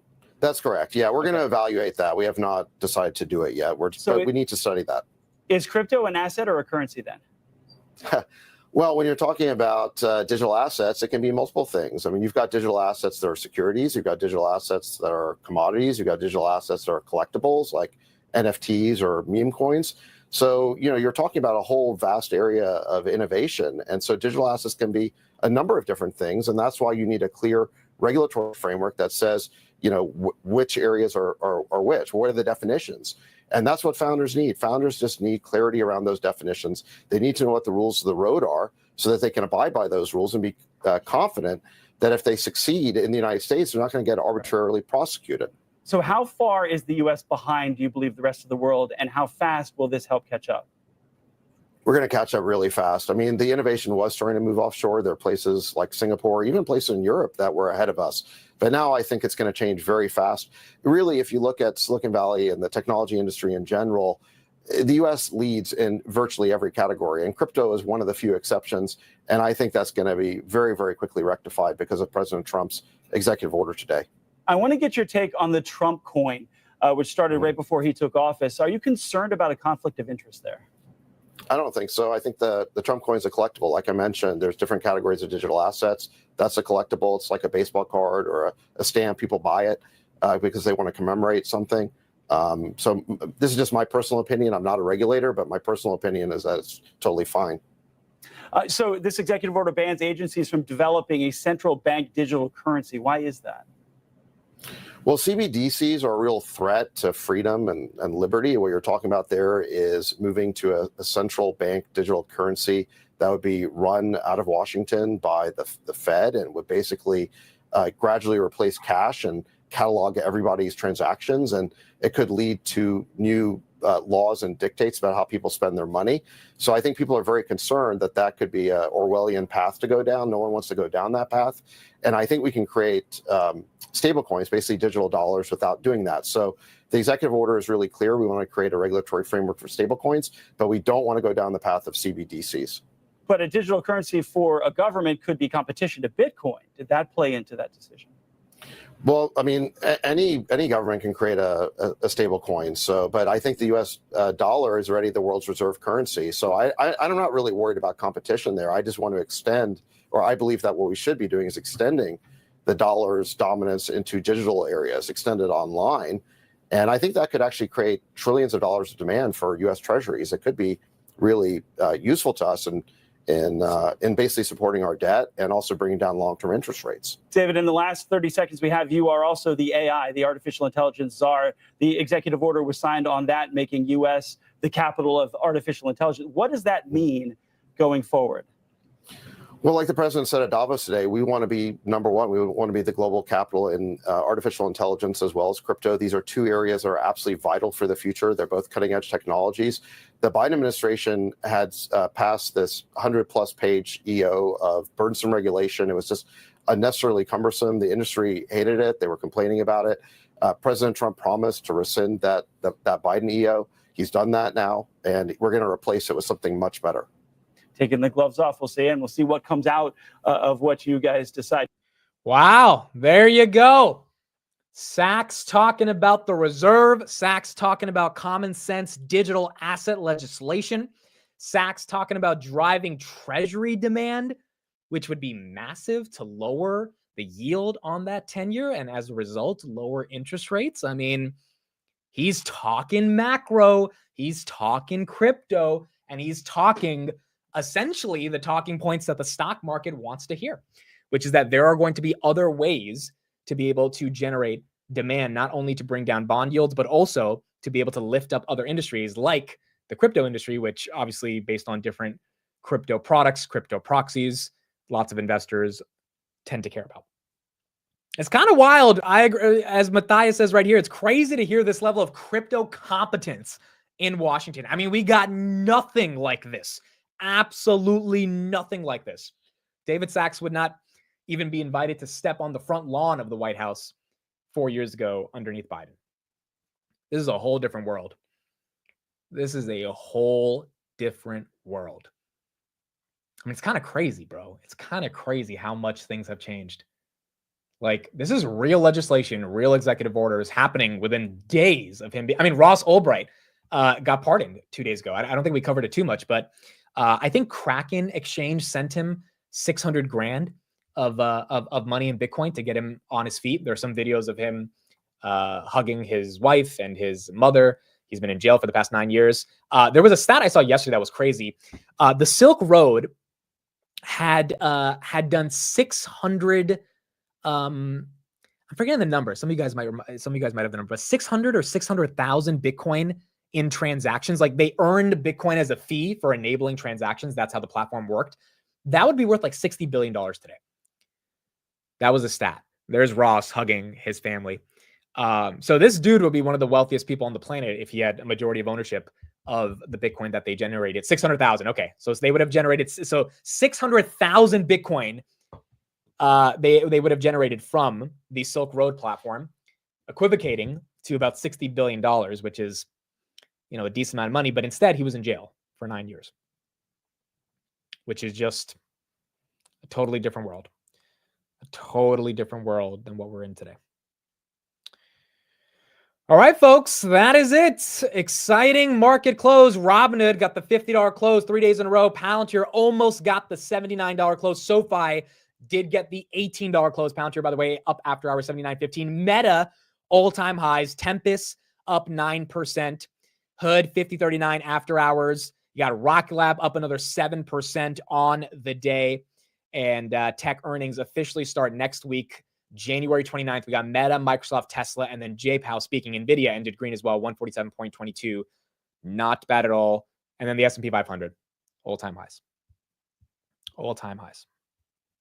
Are you guys starting to make fun of how I say not bad at all? Am I saying that too much? Is that becoming a meme now? How I say not bad at all? Amid some more calls on Hood, I would buy more calls on Hood, but Hood needs to have a real red day because the premiums are up there right now. Granted, I don't know. Jason called it 2 weeks ago. He said 50 might be support. He said that at 42. And so far, he's been right, dude. 50 for the past 3 days has turned into support. So that's why I just bought 100 shares at 50. I said, you know what? Sometimes you have to buy just to normalize it to yourself, even if you overpay. Just like, you know what? Let me just normalize it. I'm buying here at these levels. I'm not opposed to buying like $65, $70 leaps on Robinhood in 2027. I just think if we get, if Robinhood gets down to 46, 47, that's a better time to buy. But at this point, if 50 is becoming support, then we might have to buy it at those higher levels. All right, do you guys want to do Q&A? We have too many questions in the chat. We'll do Q&A. So we'll end the market close there. If you guys want to leave, anyone can leave. That is the end of the market close. We'll do Q&A for 15 minutes, which I am not going to let turn into an hour because I actually do have a lot of shit to get done. Dude, I have so many things on my to-do list every day. Like, it's just getting stacked up. There's just a lot of things that are happening in life.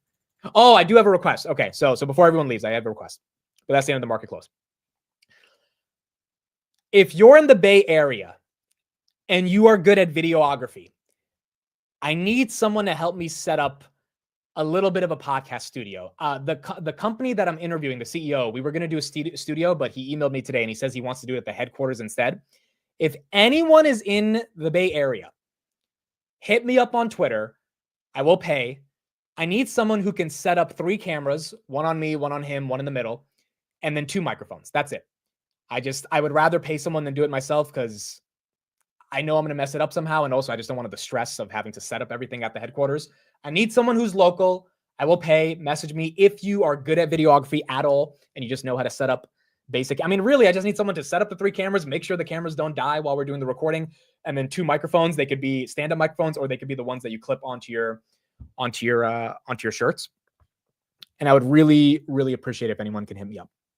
Because if I can't find someone to do this, then I'm going to have to do it myself, which I'm not the most confident in, or we would have to rent a podcast studio. But I'd rather do it at their headquarters because their headquarters are really cool. You guys will find out what company this is in like a month. And their background being their headquarters versus like some podcast studio would be cooler. It's not Peter Beck. It's not Peter Beck. He's not even in California, right? He's in New Zealand. That's where his headquarters are, right? So if anyone can help me on that, you have to be free on February 12th. I need you to be free on February 12th. Basically the whole day. So please hit me up on Twitter if anyone can help. And if not, I'll find a way to figure it out. It's not Jensen, not yet. Although it's someone whose company works very closely with NVIDIA. I'll say that. I work very closely with NVIDIA. I promise it's not Vlad again. I promise it's not Vlad. I would just tell you guys if it's Vlad. It's not Vlad. You need 2 lav mics, maybe a boom, and 3 cameras. Correct. I need someone who knows how to do this. Like, I could do this. I've set this up before. I want to focus on asking good questions that day and just like being chilled out versus worrying if the camera's going to die. Like, that's just, I'm not going to be able to perform at the highest of levels there. So if someone can help me out, that would be amazing.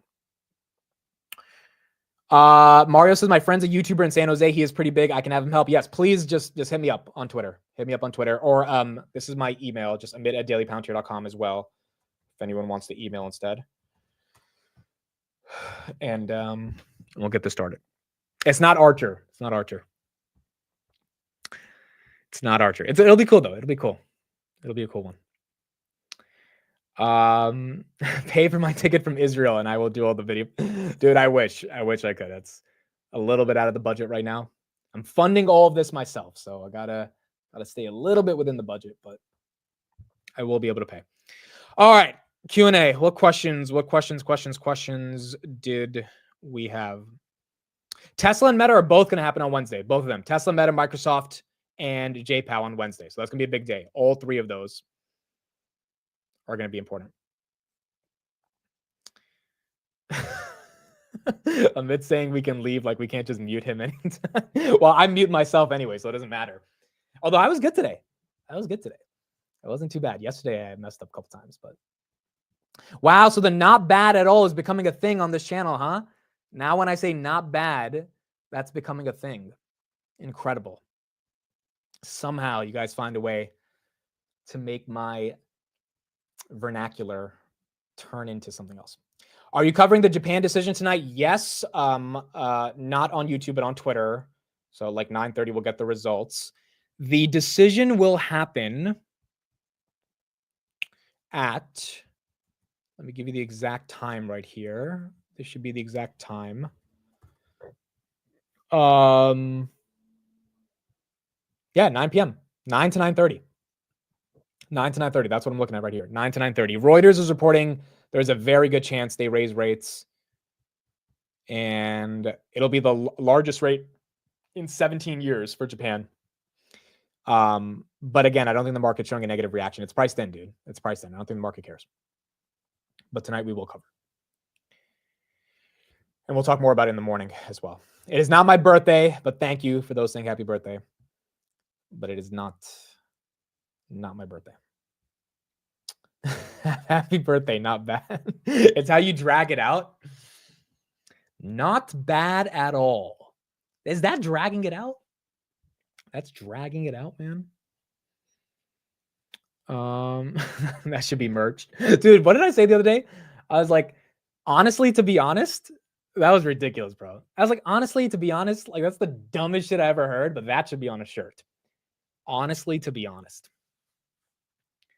Honestly, to be honest. Amit, did you think Trump spoke a bit more presidential at Davos compared to what we usually see as talking style in the US public? He was presidential from a teleprompter perspective, but he was the same kind of raunchy, I'm going to say whatever the hell I want to say. And, oh, by the way, take a look at this. I think he was kind of the same that he's always been. He called out Bank of America for unbanking conservatives. I never see Bank of America on my Twitter feed. Here's what popped up today. Bank of America serves more than 70 million clients and we welcome conservatives. We would never close accounts for political reasons and don't have a political litmus test. So Bank of America literally had to respond today because of Trump calling them out. Now, look, whether you agree that Bank of America does that or doesn't do that, the fact that Trump was able to say that on a global stage to me is kind of wild. I mean, you've got hundreds of thousands, if not millions of people watching, you got everyone in Europe, and Trump's calling out an American company on stage. And he doesn't care about what that, makes America look like or the internal dynamics behind that. But he's just upset about what he's heard around conservatives getting debanked, which, by the way, Brian Armstrong, CEO of Coinbase, has talked about this religiously in terms of how the banking sector has not been friendly towards different political ideologies, beliefs. He's talking about it from a crypto perspective. People that are more prone to be in crypto have dealt with debanking situations. Trump straight called it out. And then I think the craziest part of today, which was the China call out, when he was asked what was it like when he called China. He said, no, they called me. In the US and China in the next 4 years under your leadership? He called me, but I see it very good. I think that it's like, no. She texted me first, bro. I didn't text her. She texted me. Like, let's get it straight. Okay. She wants my attention, not the other way around. That's basically how I interpret it. Can we get merch, guys? I'm probably never doing merch, bro. I don't want to do merch. Merch is, I don't sell anything. There's nothing we sell. We don't ask for money. If anything, I would make merch and then try to give it to you guys at the meetup, which is a good idea. I probably won't be able to do that in California because it's too early, but that is a good idea to get some merch made and then give it out to anyone who comes to the meetups. I don't want to sell merch, bro. I don't know. Don't want to really ever do that. You will get cowbells. You will get cowbells in the meetup. You will get cowbells there.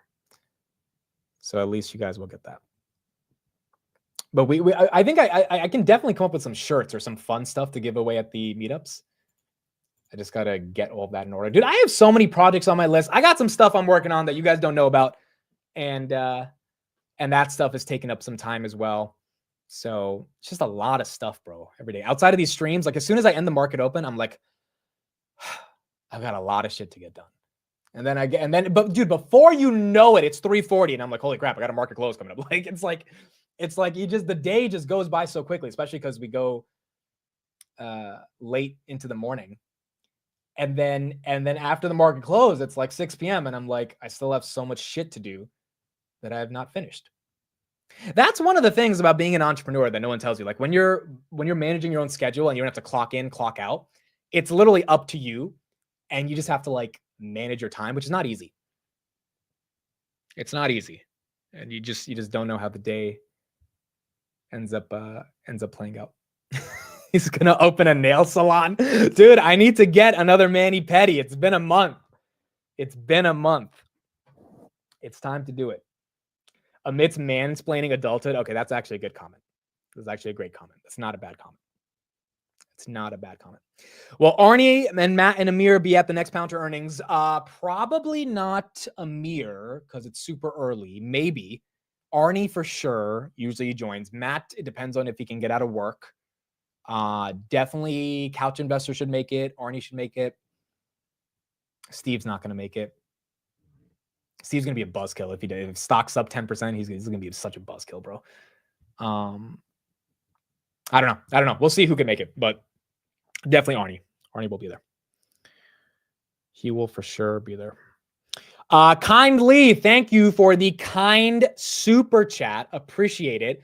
Contributing to a good cause. Thank you kindly. Thank you very much for that $20 super chat. Appreciate it. Means a lot. And thank you. $20. gonna get me 80% of a Rocket Lab share now, given that thing can't get below $30. But thank you kindly. I appreciate it. Thank you. Ty Gordon, thank you for the $10 super chat. It's been fun, man, watching you grow. I might have been the first super chat you ever had back in the day. Thanks for rocking and helping us all make money. Dude, Ty, you've been here since literally 2022, like early 2022. I hope one day we can meet up and we can get to connect in person. But yeah, you've been there for a while. Thank you, Ty. Appreciate it, brother. And thank you for being here. Thank you for being part of the chat every single day, being respectful, helping people out in the chat. I see all the time you're helping people with different ideas. So I appreciate it, man. Thank you for being here. Adam, what's up? What did he say? All lies. Me and Amit talk from 11 a.m. to 2 p.m. and he gets a nail job or a haircut.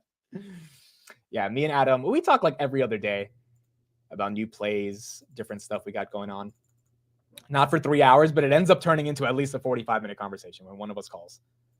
At least a 45-minute conversation. Rocket Lab 3150 after hours. Tell Vlad to add them to the 24/7 market. Dude, it's not up to Vlad. It's up to Rocket Lab. Vlad would love if Rocket Lab was added. It's up to the company. Just like CleanSpark. It makes no sense why CleanSpark and Rocket Lab are not trading 24/7. I don't know why. There could be an argument that those companies don't want their stocks trading overnight, which I don't know why you wouldn't. It's just more volume. So it's not about Robinhood. They would love to list as many as possible.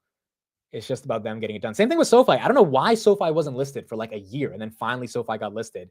But I don't think that was a Robinhood thing. I think that was a company thing in order for it to happen. Yo, Dragos, are you not a mod yet?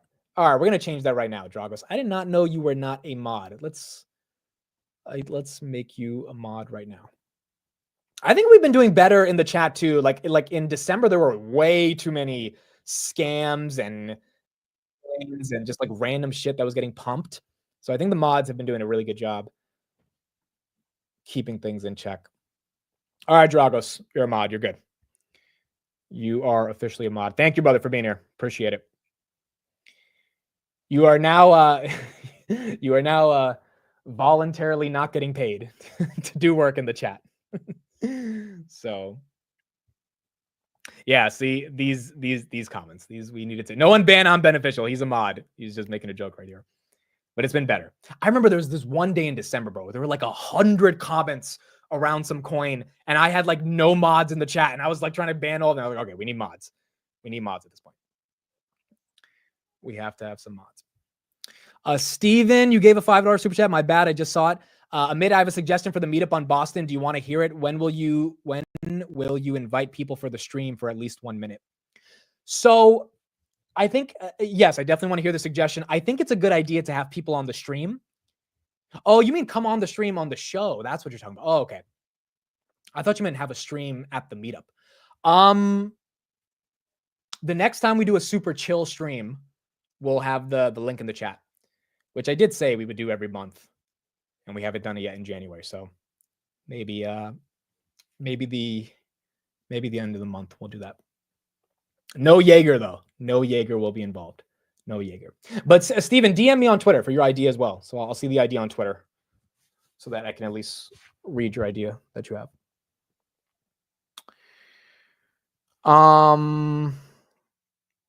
Was that during NVIDIA earnings? No, it was. It was just a random market open. NVIDIA earnings were okay.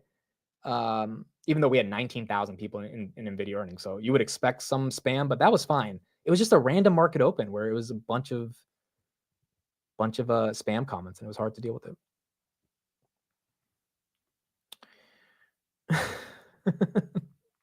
When are you coming to London? Summer in London. Hopefully. Most likely, dude. Most likely. It just depends when Robinhood does this whole France thing, because I'm gonna plan the meetups around there.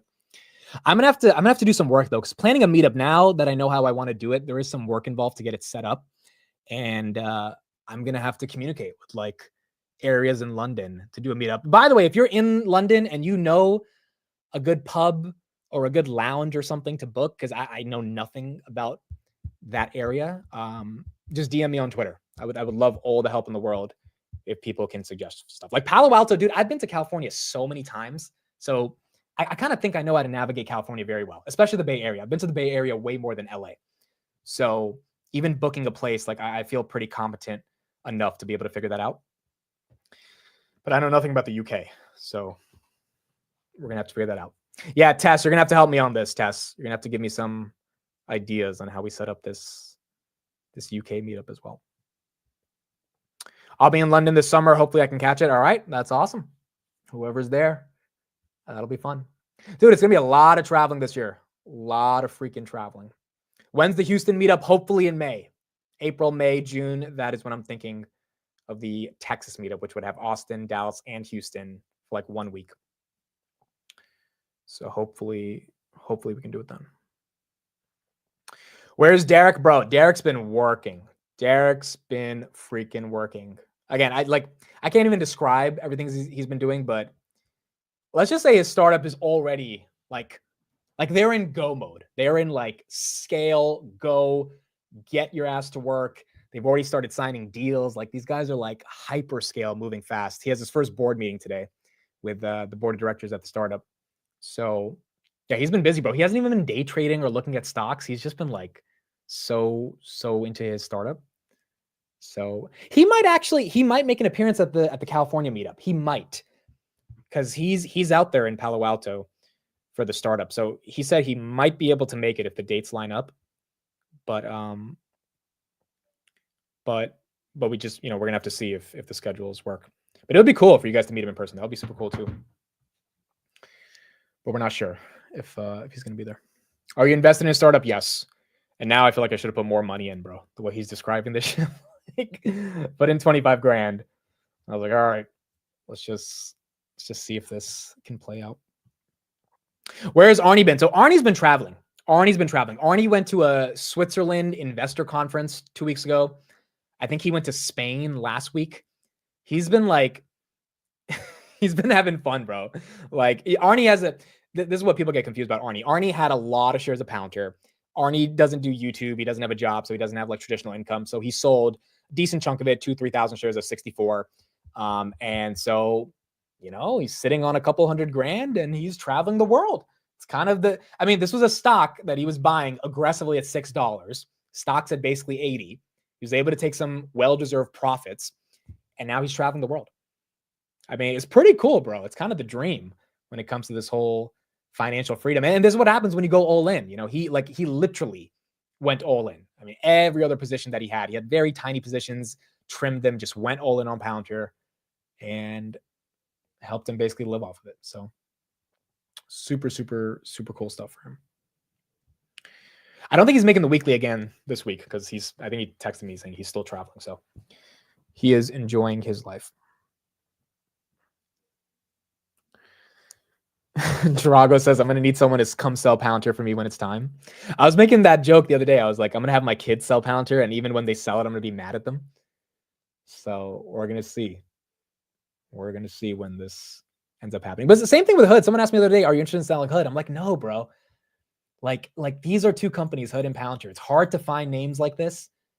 And now with the founders executing the way they're executing, with the momentum being the way it is, it's hard for me to think of letting go of them. Like I just see the runway to be really nice. And if they dip, all right, I buy that dip. Like I'm not going to be scared of like, oh, I didn't get to sell Hood at 50 or sell Hood or Palantir at 80. It's like I generally want to hold on to them for a very long time.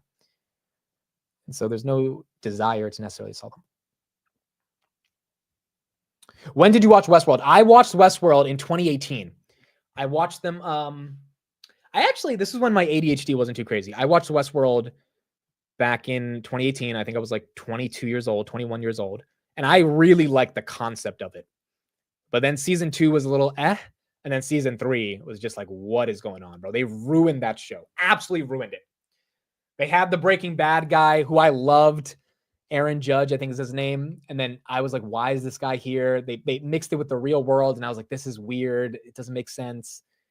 And I think they ruined that show. So,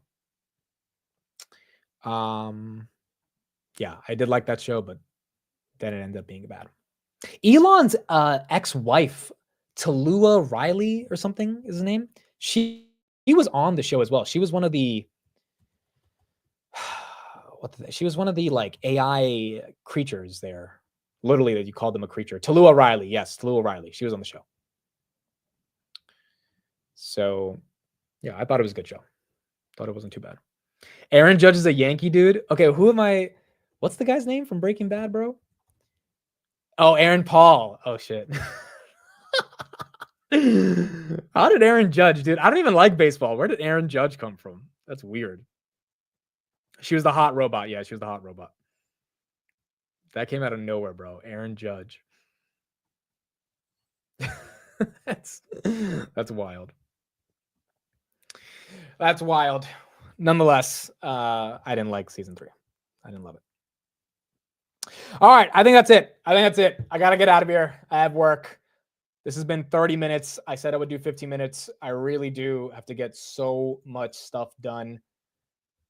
I don't really get stressed out, bro. And now I'm like when I'm looking at, like, I have a Google Docs to-do list. Like, I just like write everything on Google Docs. And I'm like, that is a lot of stuff to get done.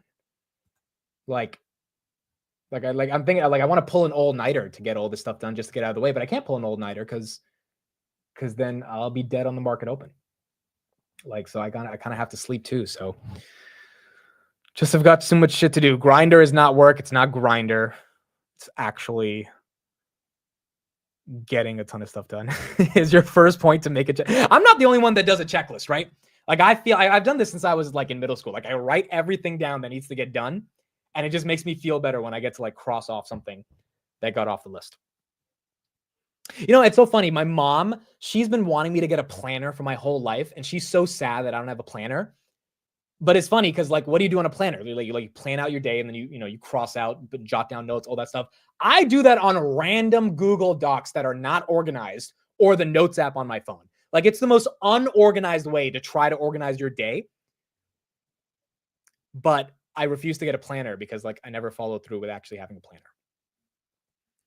Michelle says I live in my planner. Yeah, dude, I've never been a planner guy. I tried a couple times using a planner, and then I just like end up going to Google Docs and like like the amount of untitled Google Docs I have is ridiculous, bro. It's actually ridiculous. But that's how I plan out my day. People with ADHD do this. All right, so I guess that's it.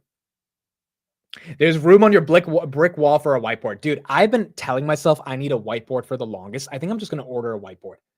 Like, sometimes you just want to like write stuff out with a marker and like visually see it. I think I'm going to have to order a whiteboard. I've been meaning to get one for a while. All right, that's it. I got to get out of here. Thank you, everybody. Appreciate it. We will have a daily Palantir video coming out in about 2 hours on the Dan Ives price target and the implications of Stargate on Palantir. Japan rate decision probably tonight, 9:30. I'll be covering that on X. You can follow that in the description. And that's pretty much it. All right. Thank you, everybody. Love you all. Have a great one. I'll see you guys tomorrow morning on the Market Open. Bye, everyone. Have a good one.